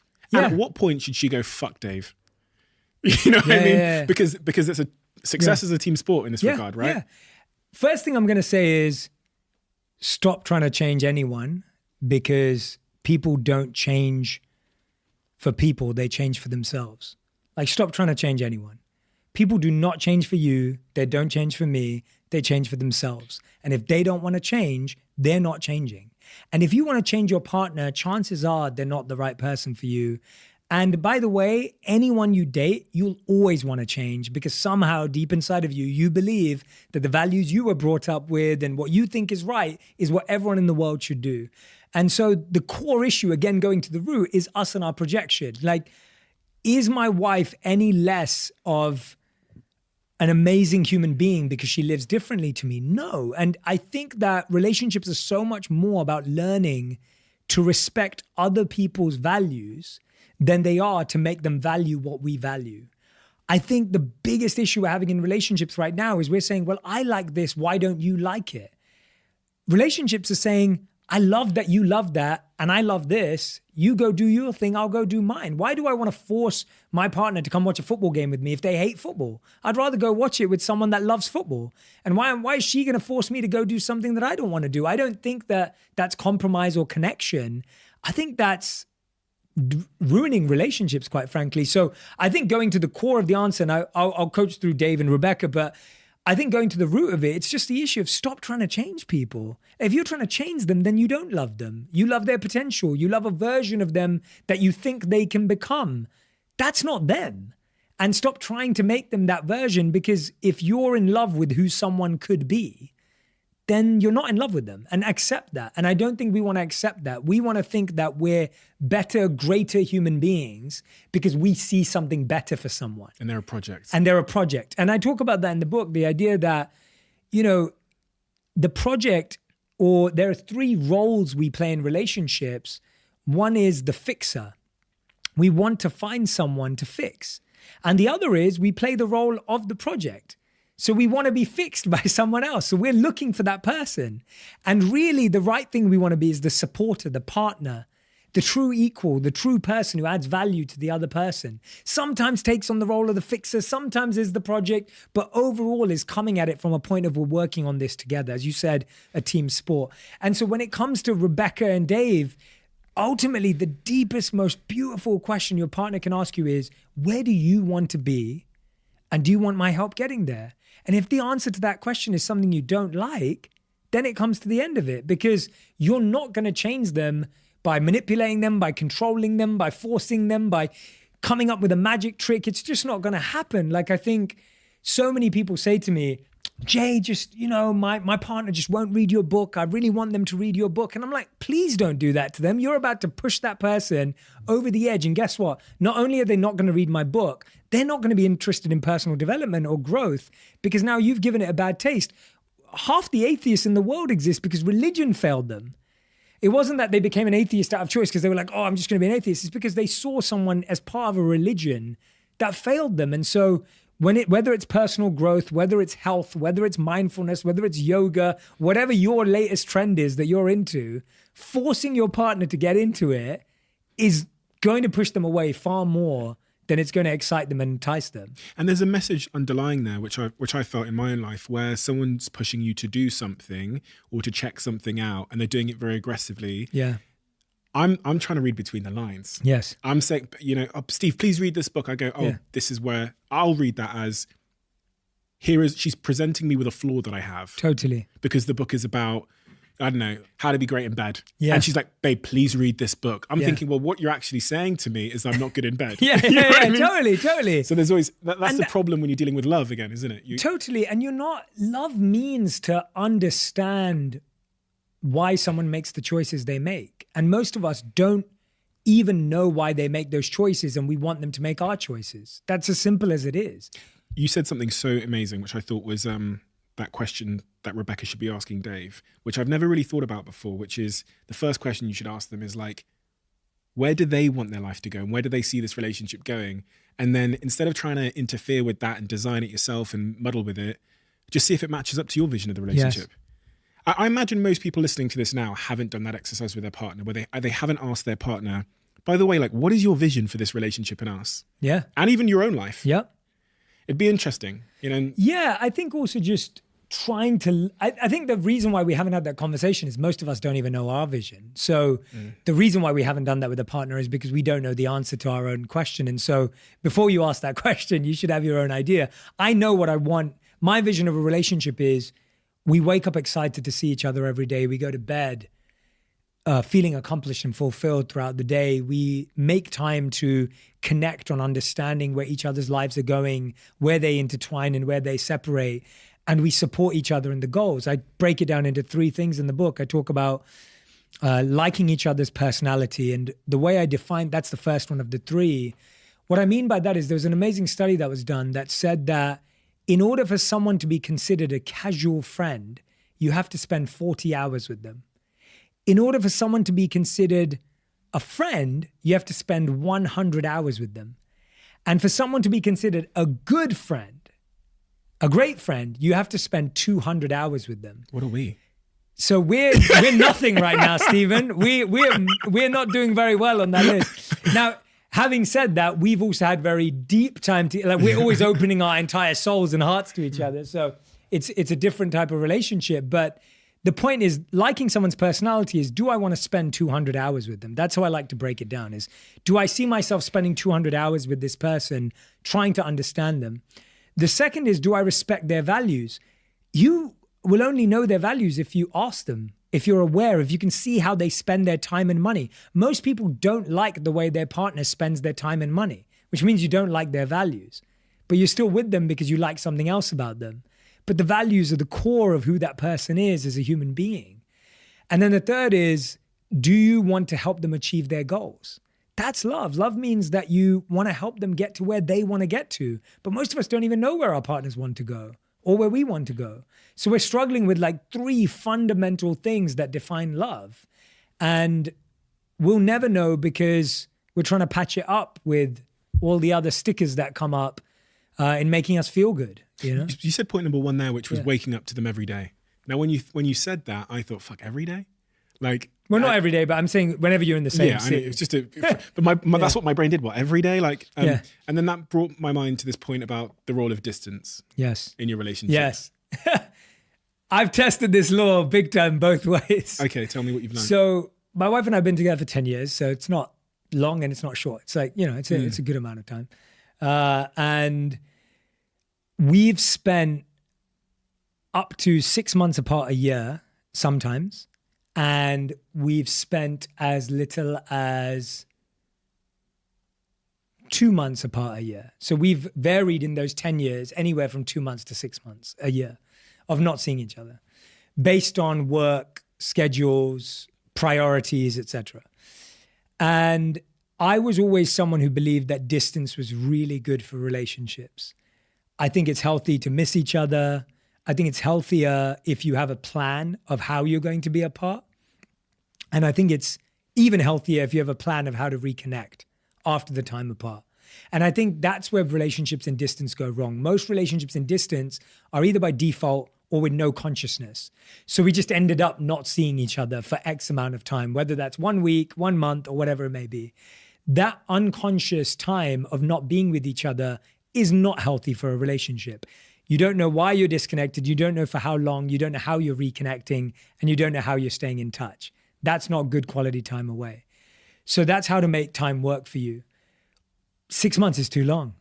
6 months doesn't work. I've tried and tested it. It's really bad. Same.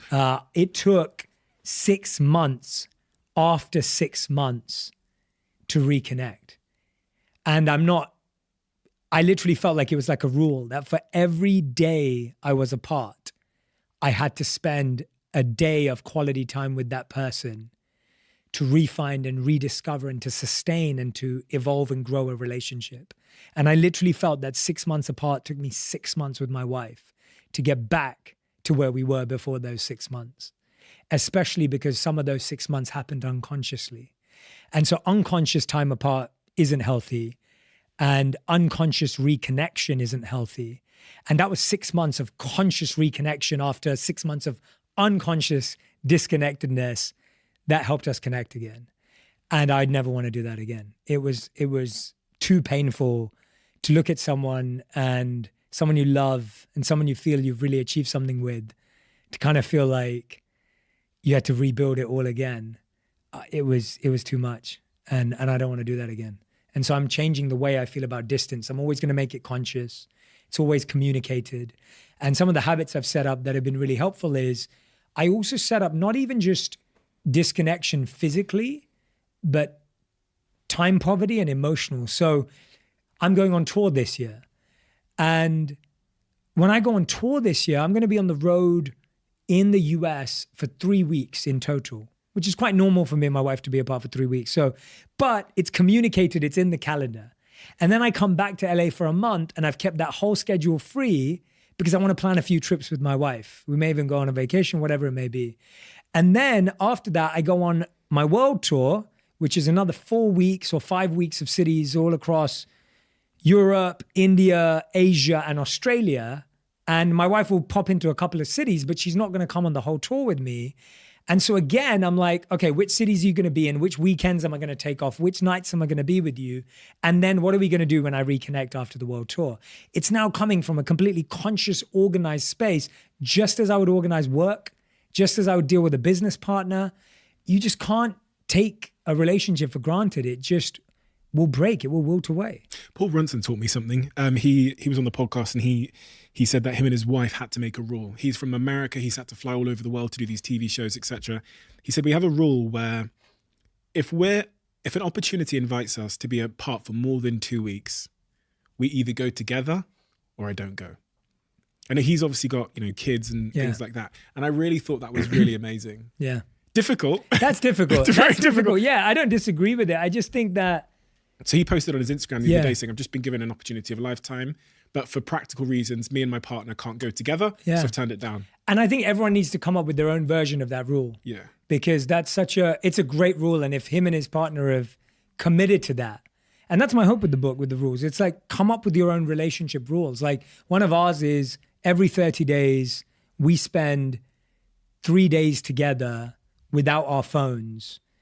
And we drive somewhere 3 hours away from our home in LA and spend that time together. And that's been a healthy habit for us every month, because I don't think I want to wait for our annual vacation to spend quality time together. And so whether you're spending 1 hour together every week, undisturbed, without your phones. I also think that one of the things I talk about is the levels of connection. So I had a friend who just got back from vacation with her partner, and straight after that she was like, but I didn't feel like we spent any time together. And when she told him that, he said, well, we just spent 3 days together. What do you mean? And when I asked her, well, if you spent 3 days together, what do you mean? She said, well, he was on his iPad, or he was on his phone, or he was on his laptop. We weren't actually together. And I said, well, you're not asking for time. You're asking for presence, and you're asking for energy. So often our vocabulary is wrong. We're saying, oh, I want you to come home from work on time.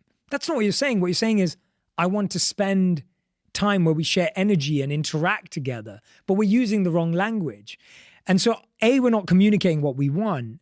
But more interestingly, I found that, and everyone can do this, and I really want people to take this in and really let it sit.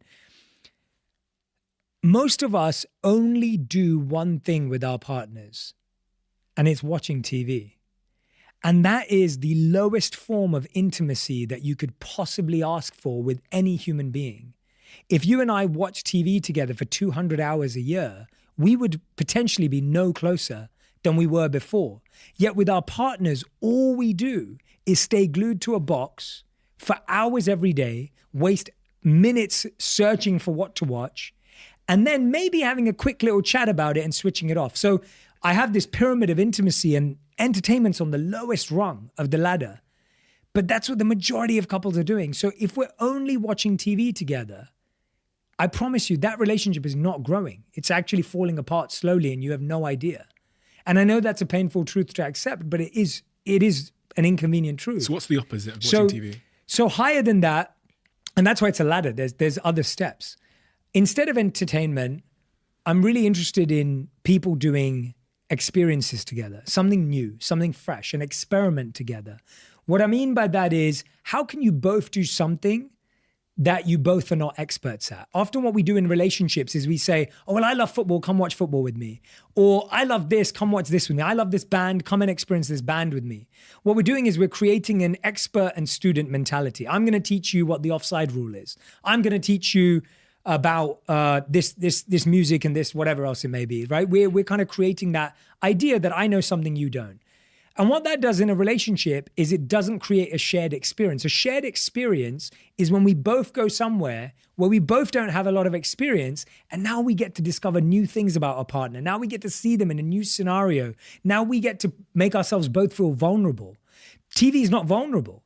So when we're talking about creating vulnerability, it's not just in conversation, it's in us both doing an escape room that we've never done before. Now we're vulnerable without even trying. Right? We're both going to go and be part of an experiment experience that we've never done before because it helps us be vulnerable. Maybe we're going to try a new sport that we never played together.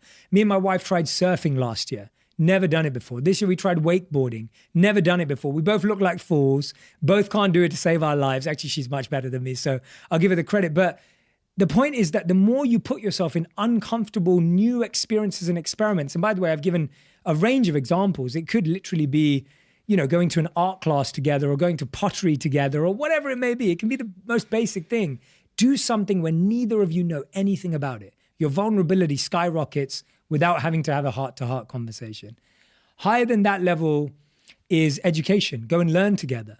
Maybe there is a book that you can both read together. Maybe there is a podcast you can listen together. Maybe there is a retreat that you both want to go on. Maybe there is a course that you both really want to do. Or alternatively, you both commit to doing separate things, but you report back and talk about it.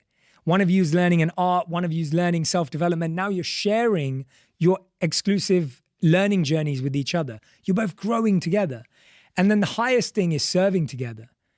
Go to a soup kitchen, go to a homeless shelter, go somewhere that inspires you both, that affects you both, and go and help, go and serve, go and improve the world together. When you think about any of those 3 out of the 4, yes, they take a bit more planning. Yes, they take a bit more time than watching TV. Actually, maybe not. I'd argue that takes the same amount of time. The quality of your relationship will skyrocket immensely by doing any of those 3 out of the 4 than just switching on the telly. And I think too many of us are, losing our partners, losing ourselves, and losing our relationships because we're expecting a TV show made by people who don't really care about your relationship to entertain us. It brings me to chapter 5 of your book where you say purpose comes first. Yeah. And there's a quote I wrote down, which is, for any of us to bring the best version of ourselves to our relationship, we have to pursue our own purpose.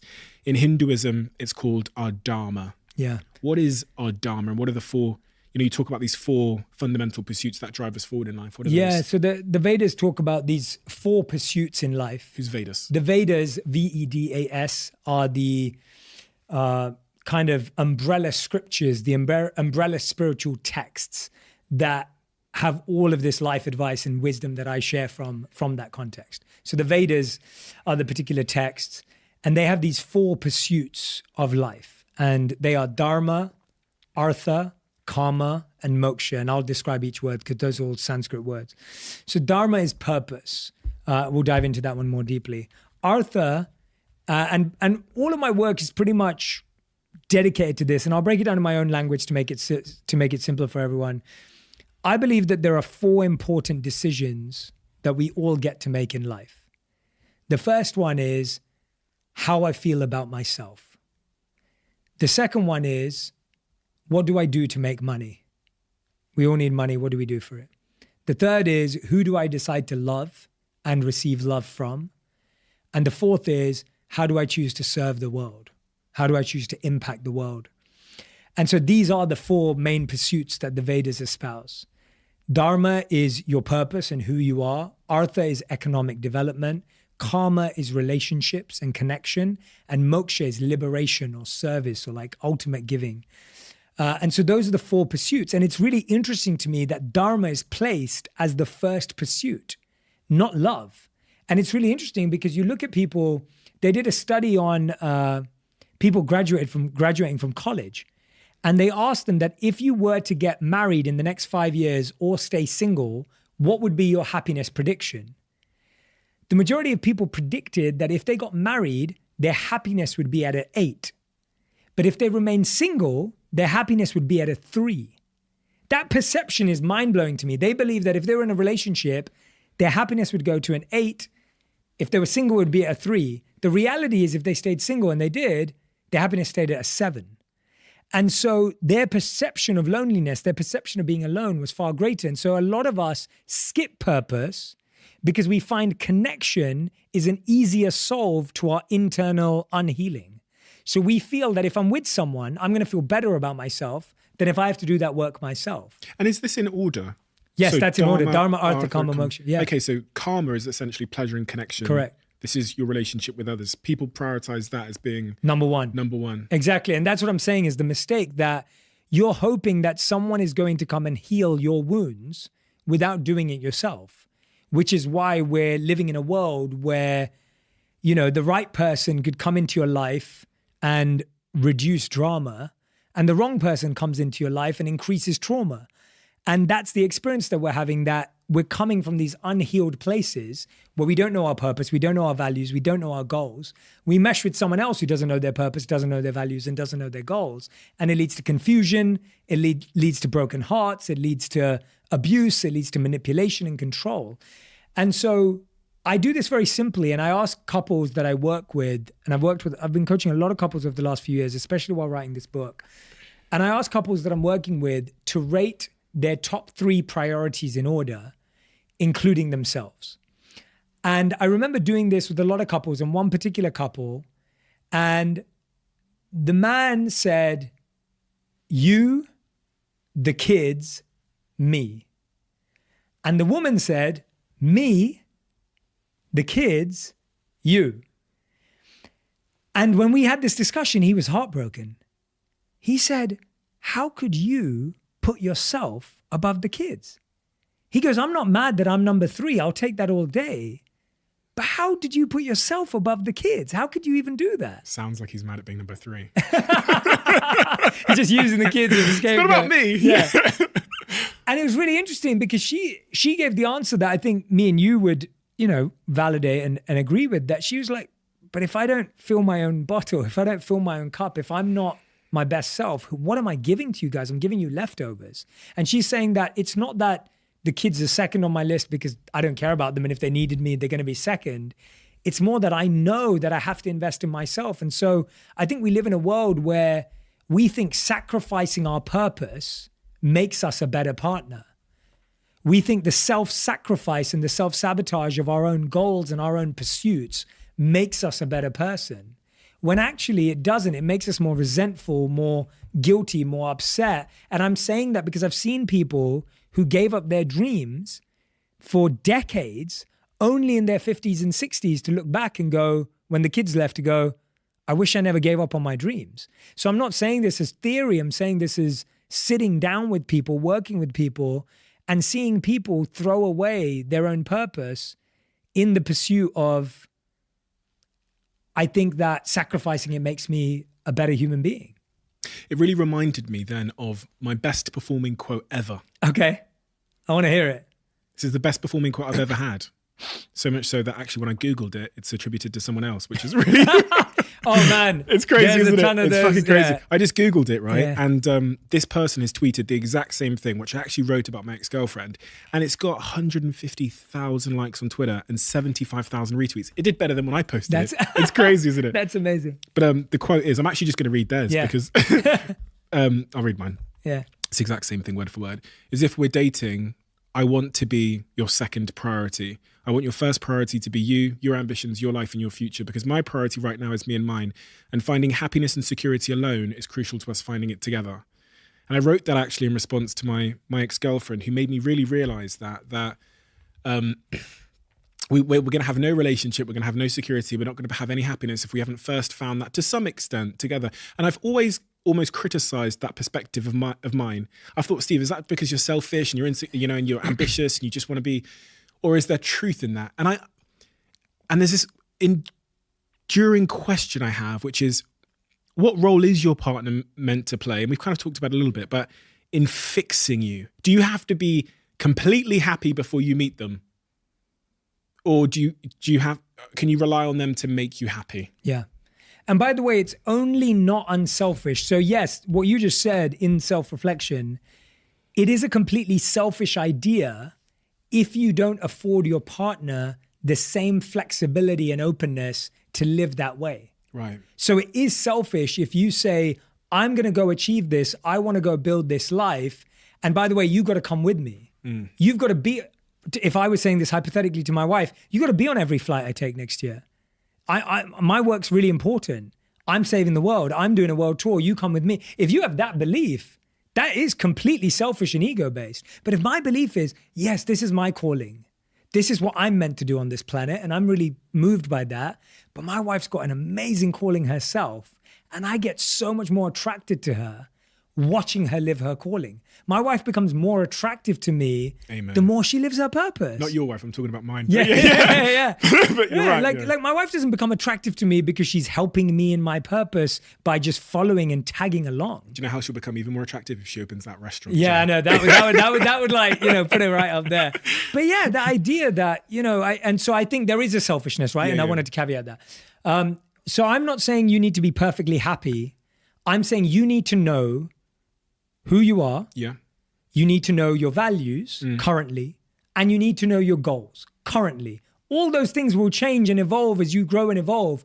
But if you've done the practice of understanding that at this point, you're going to be better at communicating, articulating, and evolving and sharing it again when it changes. What if I'm really hurt? I was cheated on. I was in a 7-year relationship. I'm thinking about one of my friends. I was in a 7-year relationship.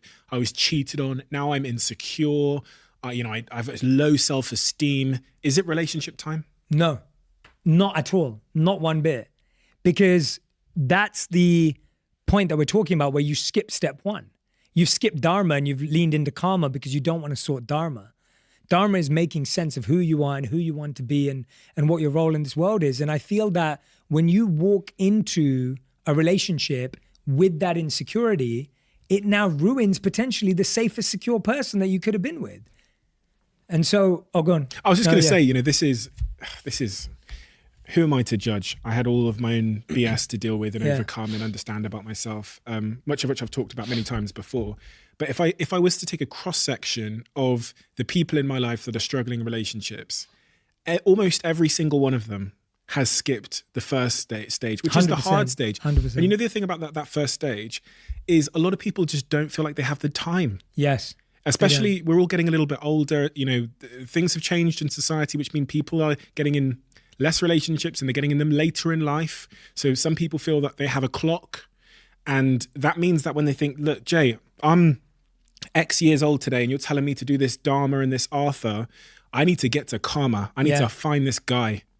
And what we don't realize is that the work that you skip in step 1 and 2, you're going to have to do with another person. Yeah. And that work, doing it with them, is going to slow the quality of that relationship down, potentially ruin a great thing and push someone away. Amen. And actually make a mess of the situation. And so it's kind of like a game where it's like you could have the cheat code that skips you to 10, but the skills of levels 1 to 9 help you win at 10. Yeah. But if you skip the game because you had the cheat code or you tried to rush it or you got a pirated version or whatever it is, you now can't win at level number 10. And I think we don't realize that what the game of life does is it pushes you back to learn the lessons you haven't learned yet. So you get into a relationship out of insecurity, that person breaks up with you, you're back to being insecure again. Then you get into another relationship to solve your insecurity. That person breaks up with you and then you get insecure again. You're constantly pushed into saying, deal with this insecurity alone. Fix it, figure it out, learn about it, get curious about it. And by the way, when you do that, next time you walk into a relationship, you'll know or have more chance of knowing whether that person's going to be right or wrong. But if it's right, you're going to be able to make it work. And you're not going to push away something that's powerful. And to summarize these steps, so Dharma is, as written here in the book, purpose clarifies your values and priorities to yourself and your partner. That's really working on yourself. Step 2, Arthur, is working towards stability in terms of your finances, health, self-development, and personal growth.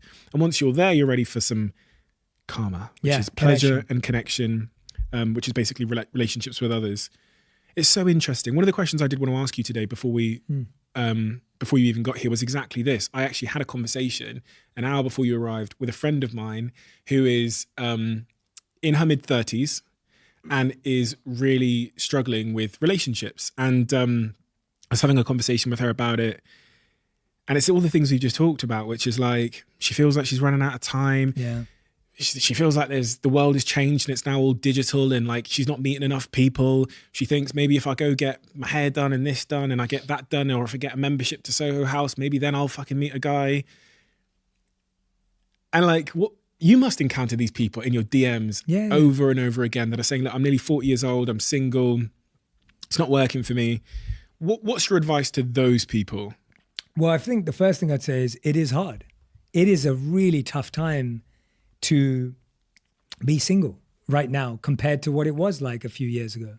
Like, it is much harder with the landscape and how it's changed. Like, 25, 50 years ago, you'd meet someone who lived in a 1 to 5 mile radius from your home. You wouldn't even be thinking about having a long distance relationship in the same way.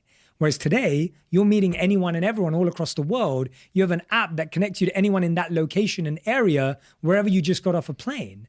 So there is complexity. There's more choice now. There's the paradox of choice of, well, there's plenty of fish in the sea. And if this doesn't work out, there's so many more people and other people that are thinking about you and you're worried about that. So it is much harder. And so I don't want to get away from that. Like, I don't want to negate the fact that dating today and finding love is hard. It's why I wrote the book.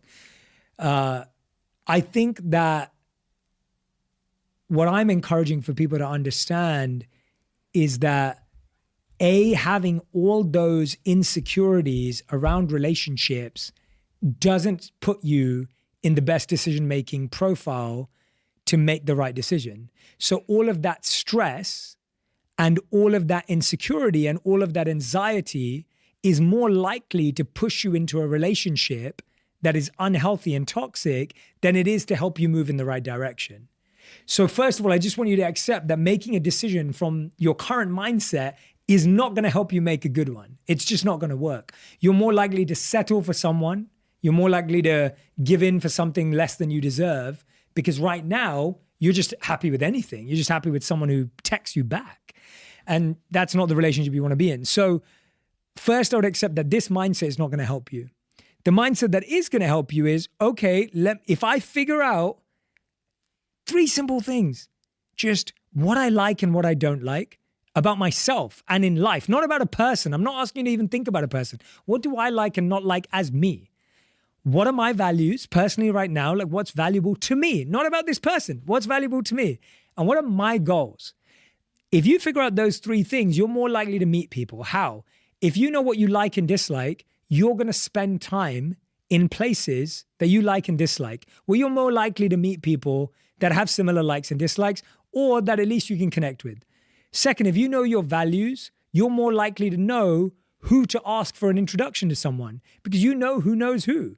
You know that that friend of yours is more likely to know someone who has a similar value because they're of that value. And then goals make it easier to figure out whether it's going to go somewhere. So you actually speed up and simplify a really tough selection process, because our whole society has set us up to say, write a list of what you want in a person. Write a list of what you want in yourself. Like, just write a list of, like, who are you? What are my values and what are my goals? And you figure that out, it becomes so much more easier to weed it out. And so I would encourage you to say, this isn't you don't have to become a monk for 3 years. You don't have to go and like live on a mountaintop. You don't have to go on a yoga retreat. Like, I'm not telling you to do this for like decades. You could do this in 3 months if you wanted to.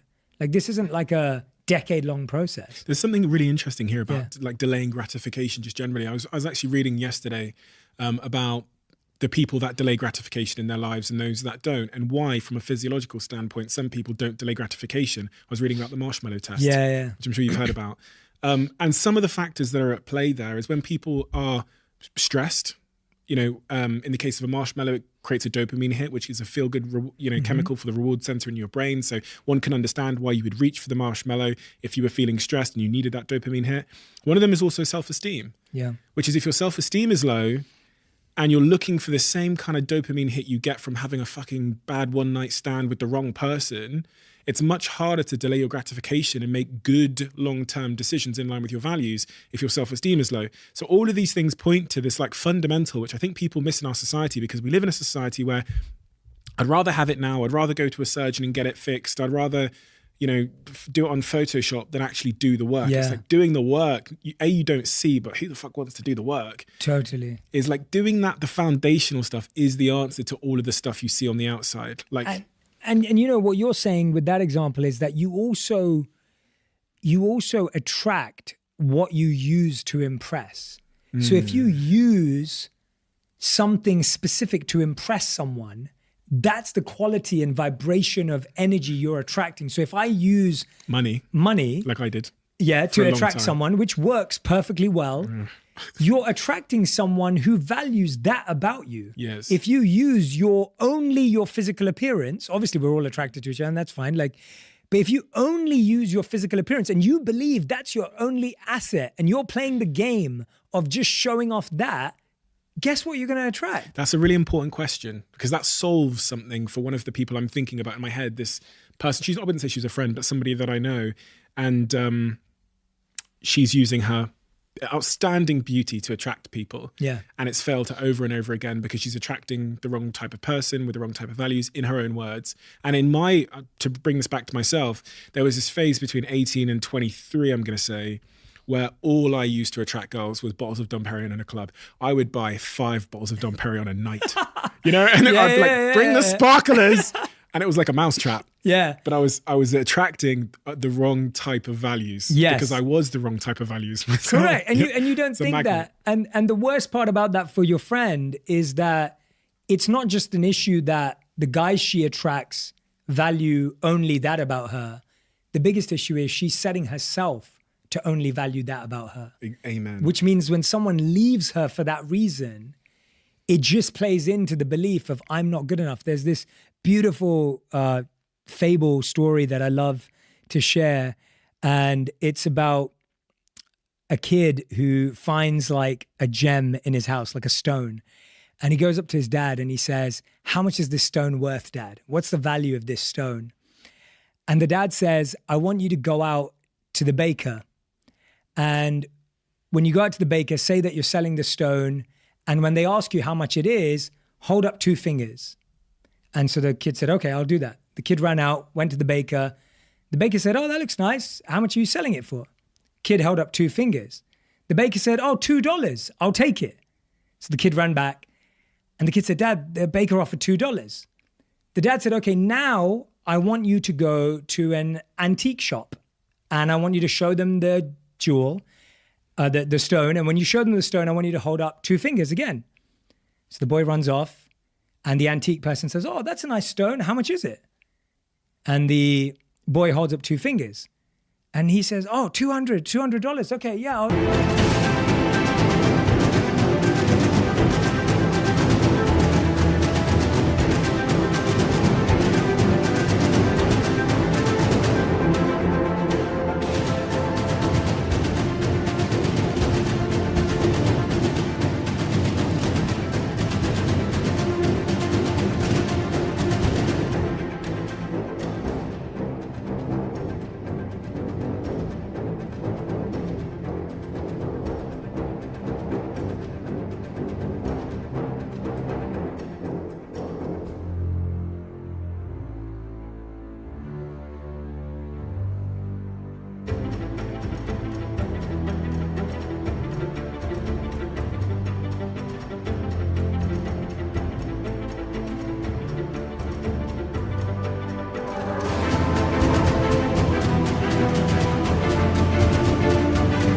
I'll take it." And the boy runs back. And then the dad says, "Okay, now I want you to go to this jeweler in this rare store of gems and stones and jewels and go up and do the same thing." The boy runs back, goes to this, shows the stone, holds up 2 fingers, and the jeweler says, "Oh, $2,000. I'll take it." And that story to me is really the story that we're all going through, where we're letting someone else define our worth by what we showed them. And how all those people are going to rate you based on their own knowledge and their own experience. So if you're a person of low vibration and insecurity and anxiety and you're letting someone define you at $2 worth, that's what you're getting. Whereas if you've already priced yourself at "this is my worth, this is who I am, this is my value," you'll never let someone undervalue you. And that's the challenge today, is that because we don't value ourselves and we're letting someone else value us, we are being undervalued by every person we date and meet. And that's how everyone feels. Everyone feels like that stone that is undervalued because you're not being perceived by the right people for the right things. So true. And, I wasn't going to ask this question, but it tees up, because I always think about, Sophia, who's listening to this and has just heard you say that. And she's going, "I completely agree, Jay." The next question is, how do I genuinely, not bullshit, how do I genuinely value myself more? Not just saying it in the mirror and writing it down. How do I genuinely value myself more so that I can get better from the world? So this is, and I love what you just said. I don't believe that value comes from a journal or a conversation with yourself in a mirror? Please buy the diary. Yeah, I'm joking. And I love journaling and I love affirmations, but Cut that out, Jack. No, keep it in there. I'm joking. Keep it in there. What's really interesting is self-value, real self-worth comes from doing hard things. We keep talking about self-love. We keep talking about loving yourself, believing in yourself. That happens naturally when you go through something difficult. Everyone who's listening right now, I guarantee you, has been through something difficult. Maybe they lost a friend. Maybe they've been through cancer. Maybe they lost their job and had to rebuild. Maybe they completely got destroyed during the pandemic and had to figure everything out with their health. The point is, we've all done hard things. And self-worth and self-value comes from recognizing the hardship you've been through and the growth that you made during that time. Now, if you're someone who's listening and saying, Jay, well, I'm not sure I've been through anything that challenging, well, that's your challenge. Go and figure out what it is that you want to do that's hard. Is it developing a new skill? Is it getting a qualification? Is it starting that business or dream that you've always wanted to do? What's that difficult thing you're going to do on your own, with your friends, with the support of whoever's around you, but not with the crutch or the handicap of a partner? What are you going to build as a skill, as a tool, as a value yourself that's going to make you say, I've done something? And that's the beginning of it. The beginning is, I've done something and I did that and I can do that.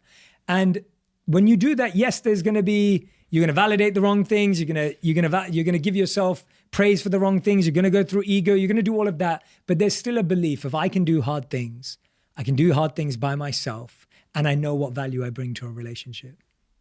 You were just talking about doing hard things. So let's talk about sex. Mm-hmm. Sex is a huge part of relationships. Yeah. And one of the really interesting things I want to talk to you about is, if I look at my friendship group, my small friendship group of maybe 6 guys, right? My best friends. I'd say 3 of them are currently having a really, really hard time as it relates to sex with their partner, for a variety of reasons. Reason number 1 that I've heard, my partner doesn't like having sex. We have sex once every 3 months. Reason number 2 I've heard, my partner doesn't like the way that I have sex. On those first 2 points, I'm horrified, surprised that so many people I speak to are struggling in that department with sex. Yeah. And there's not, the conversation around sex is either non-existent or porn influenced. Yeah. What's your take on sex and what's going on in the world? I'm so glad you brought it up, because I think that because of social media, there's this image that everyone else is having sex and I'm not. Like, I feel like that's like a very big feeling that a lot of people have. And all the stats show that people are having less and less sex. There are more and more sexless relationships and marriages every single year. And it's so much more common. Yet in our groups and online, everyone feels like, oh, they're getting some and they're getting some and they're getting some, but I'm not. And the truth is, most people are not getting any. And that's just, I don't have the stats offhand right now, but whenever I've looked at the trends, that's what the trends show. To me, it comes back down to everything we've just been talking about. Sexual chemistry and attraction and connection is all based on, A, how someone feels about themselves. If someone themselves is not feeling taken care of by themselves, attractive, investing in themselves, growing, feeling like they're becoming more and better, it's very unlikely that they're going to want to share their body, mind, emotions, and heart with anyone else in the most physically intimate way, which is sex. It's just unlikely. And chances are, if you don't think you're having those conversations you want to have with your partner, where you are being open, where they are working on their values, where we do see each other striving, chances are that you're not going to want to have sex with them either. And so what we're seeing is that the challenge we're having in sex is actually coming from everything else that's going on. That there isn't a sense of growth, joy, purpose. Like, great sex is a byproduct of great connection and intimacy. It's not a replacement for or a source of. If I asked everyone who's listening right now, put your hand up if you've had amazing sex but no connection in a relationship, right? Like, that's been real. We've all used sex as a crutch. We've had relationships where every time we argued, we had sex, it solved the problem. Every time something was going wrong, we had sex, it was figured out somehow. And the studies show that the chemicals released during sex make you feel like you're getting closer, even though you're not actually emotionally closer. So when you look at all of the stats, when you look at all the research, when you look at everything we've just described, sex is a byproduct of a healthy individual and a healthy individual and a growing individual and a growing individual coming together, sorting out their differences, having the fights they need to have, having the conversations they do, that naturally creates vulnerability, which leads to being able to expose ourselves at the deepest, most physical way that we possibly can. How can you expose yourself that vulnerably if you can't even have a vulnerable conversation with your partner because you just switch on the TV every night and avoid that difficult conversation? It becomes like a transaction. It becomes a transaction. And then sex becomes, in the best case, a crutch and a hopeful aspiration on a special night or whatever it may be, or something we wait for and plan for and it never works out. As opposed to in the worst case, it just becomes something we're both not talking about, comfortable about, or even doing. And so, or an obligation. Exactly. That's the worst one, Like an obligation. And like someone's just sitting there like, you know. Come on, 3 minutes. Literally. Yeah, all right, let's get it over and done with. Like that mindset. And I'm like, there isn't, because we've lost intimacy in relationships. There is no intimacy. And so you can't force it physically. There's no intimacy in porn. There's no intimacy in porn for sure. They don't like do the small talk. I don't pay for that. Exactly. There's no intimacy in porn. There's no, and the problem is, and this is, the book starts with this quote, but it solves this problem very, very neatly and carefully. And it's this idea that the Buddha was once approached and asked, what's the difference between I like you and I love you? Which is a brilliant question. And the Buddha replied, when you like a flower, you simply pluck it. But when you love a flower, you water it every day. And to me, the one night stand, the porn, the dopamine hit, the release of chemical is the plucking, right? That's what we're all plucking all day long because that's all we can do. But the watering, the intimacy, developing intimacy, growing from entertainment to experiments, to experiences, to education, to engaging in service together, all of this creates so much intimacy that physical intimacy is a natural byproduct. It's not something you have to manage or engineer or manufacture. Like it's not this separate thing. It's based on how close I feel to you. And the point is, we don't feel close to our partners because we don't do anything that makes us closer every day. Sleeping in the same bed as someone does not make you close to someone. Living in the same house as someone does not make you close to someone. The only thing that makes you feel close to someone is when you feel you can be open and when you feel seen, heard, and understood in your most vulnerable, darkest, and open times. If you can do that, everything else is going to work. But if you can't do that, you can't just make it happen in a moment because you're meant to be together. You're meant to be in love. What about masturbation? Do you think masturbation to porn helps or hurts relationships? I think in the long term, it hurts. I think it's unhealthy because it's an avoidance and an escape, right? That's the point. It's like, what is it being used as? It's not being used as self-connection or self-understanding. It's being used as escape and avoidance of the actual topic. And all that's doing is rewiring your brain for false expectations, diminishing returns as well. All the studies that I did look at showed that porn is making you work harder. You're going to have to find something more extreme. All the stats that I saw showed that you had to watch more extreme porn to get the same feeling. So the most searched porn and the most watched porn was abusive, sometimes violent, sometimes rough, hardcore. All the search terms were more extreme to get the same feeling because of the diminishing returns of the chemicals that are being released.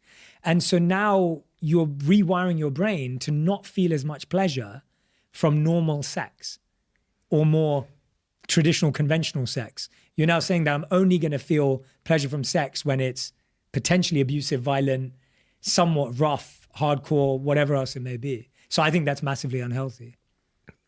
There's something it does to your expectations as well. And expectations are the key of... That's what we're saying. Yeah. Your expectations of sex become completely unrealistic. Your expectations of intimacy are just thrown out the window.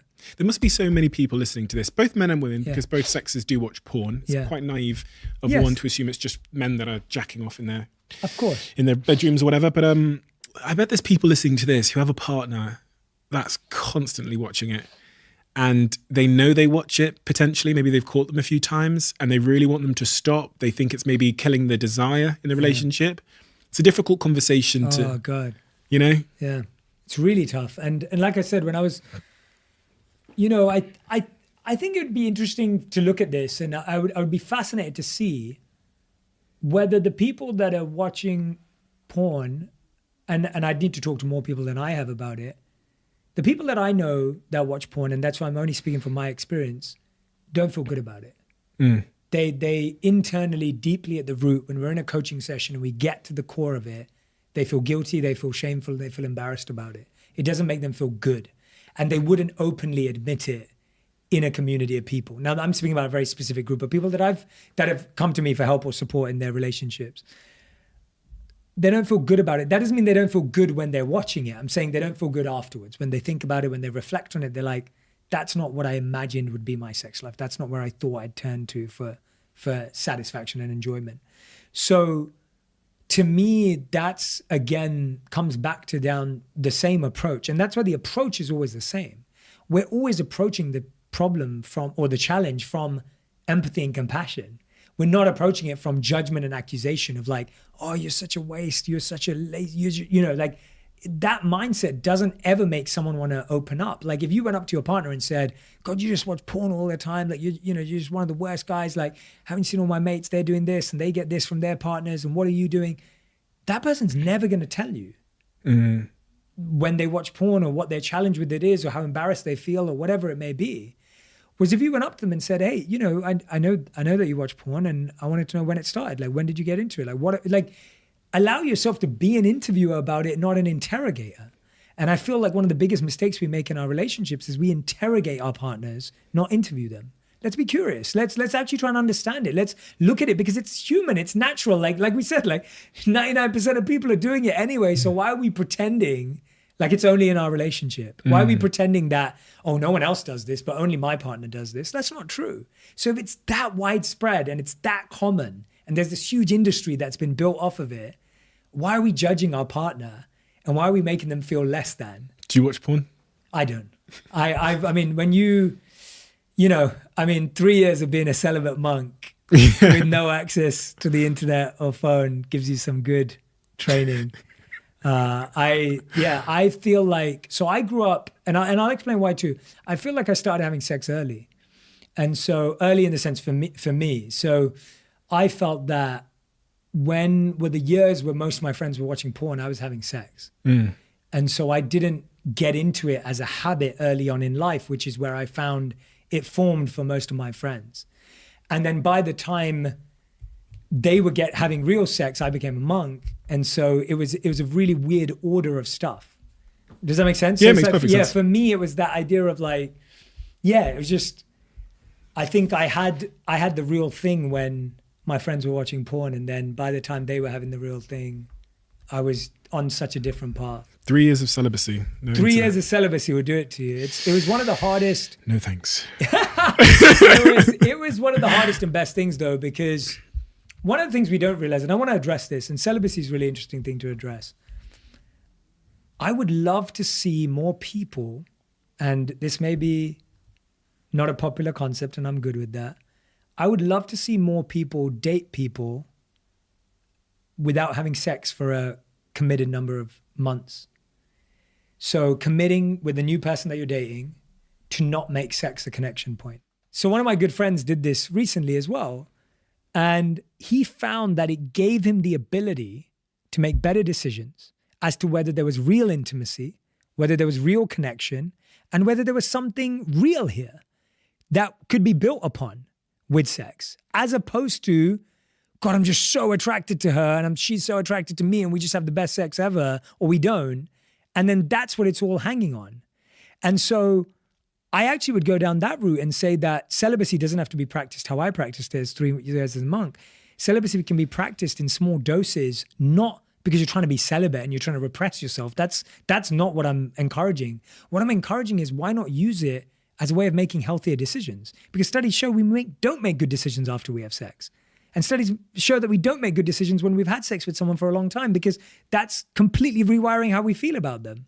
So that's one way of looking at it. And the other way I'd say, even going even more extreme, is being celibate as a monk allowed me to redirect all that energy. And the word for monk in the tradition I stayed in is brahmacharya or brahmachari. And what that means technically is proper use of that energy. So celibacy is not a repression or a suppression or a closing off. It's reutilizing that vital energy in a different direction.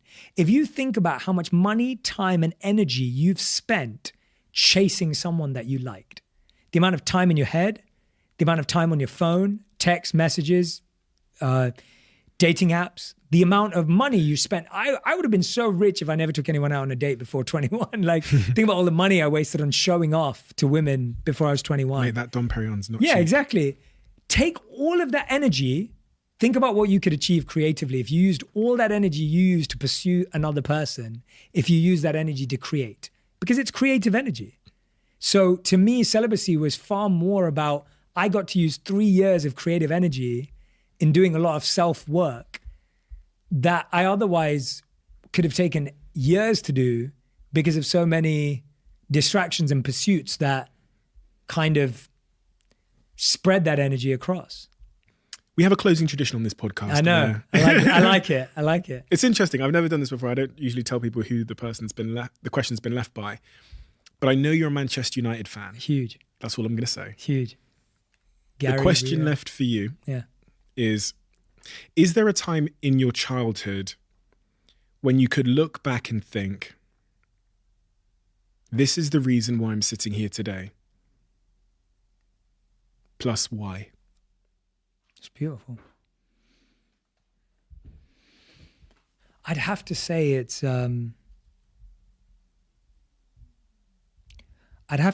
getting to meet the monks, because, and I was 18 when I first met a monk, which I talk about in Think Like a Monk. And I just don't think I've ever visibly experienced or emotionally experienced humility and compassion. Like, I say these words and we use them as a society, but I think there's very few people in the world that you could actually say display boundless compassion and extreme humility and sincere empathy. And I'm really lucky because I saw that all in real life. Like, I've seen it. Why does that make you emotional? I can see it in your face. Because I feel that that's the biggest lack in the world today, that the reason why we struggle with living these ideas is because we don't have enough role models that live these. We don't have people that we could point to in our immediate, accessible life that we would say are boundlessly compassionate, or that we would say are extremely empathetic, or that we would say are genuinely humble to the core. Like, that's so rare. And I think if I hadn't experienced it, I wouldn't believe it was possible to achieve it and to access it and for us to see the benefits of it. But because I got to do that at 18 and continue to do so now when I spend time with those individuals, I really believe in the greatness and the genuineness of humanity. Like, I believe it's there. Like, I believe that spark exists within each and every single person who's listening. And I believe that it fully is who we truly are, deepest in our spirit. That's who we are. And I just want to be able to help people uncover that part of themselves. And I'm here because I've seen it. And I'm here because I've experienced it. I'm here because I've lived with it. And so even if I don't have it to that capacity, I know it exists. And I would like other people to have access to it. And so that's why I'm here today. That's a brilliant question. Well done, Ria, or whoever it is. or Cristiano Ronaldo. If you did that one, I would flip out. Former Manchester United, yeah. Yeah, Cristiano's dead to me. Yeah. Jay, thank you. Thank you once again. Every time we spend time together, it's such an honor and a privilege. This time, it's funny because I never think we can, there's always a risk that we might not be able to top it per se. Do you know what I mean? Have that, but it's not really about that, is it? It's about it's exactly what this is, which is the variety, it's the depth, it's the honesty, it's the openness, which I feel like I can only do with someone like you who is willing to reciprocate, but also has done a lot of work to kind of find those answers. So thank you for doing this. Thank you for breaking your little month-long sort of time out and your holiday to come and do this as well. It means a lot to me. Thank you for writing a great book on a topic. Your book is so good that I've decided not to write one on this topic. I think we talked about this in LA when we went for lunch. Like, it's such a great book, and it's so hard to write interesting, unique things on a topic like love, which has been written a lot about. But you've managed to do that with this book. I read things in this book that I've never heard before that allowed me to understand something that I'd been struggling with or struggled to articulate from a brand new perspective. And also, I have to say, I'm exceptionally excited to come and see your world tour, which is on sale now. Me and my partner are going to come and watch it in London. Yeah. Extremely excited. I'm just generally more excited to see what you do live, because I think there's huge potential in your message delivered in that medium on stage. I know you've done lots of live things before, but I'm particularly excited by this. And I implore everybody to come and join me on the tour, because it's I know if you do it, then it's going to be significant, important, and valuable. So I'm super excited to come watch you on the tour. Everyone can go buy tickets now, and the book is necessary. So if anyone's had any struggles with some of the topics we've discussed today, all of them are explained in more detail in this wonderful book, which really is another pioneering book of our time. And I say that on the back of it. I'm actually so happy I'm on the back of it. I'm like, that's amazing. So everybody go check out the book. Jay, thank you. Stephen, thank you so much, man. And I do want to say this, and I do mean it. And I messaged you, can't remember, maybe it was a week ago or whatever. And I said to you, like, look, let's just have the conversation that we can have. Like, I don't need you to, I don't want to have a conversation that ever with you or with anyone, but especially with someone that I know and I feel comfortable with. And I had no idea where today was going to go. And I honestly, like, these are probably things we would have talked about if there weren't microphones. Yeah. And so I think that, and I definitely feel like I was, because of our relationship, and as our relationship is weird too, but in the sense of how open I do feel with you sometimes. But I would say that in my eyes, I feel we did something different to last time, in an evolved version where there was even more vulnerability from me because of our relationship. Yeah.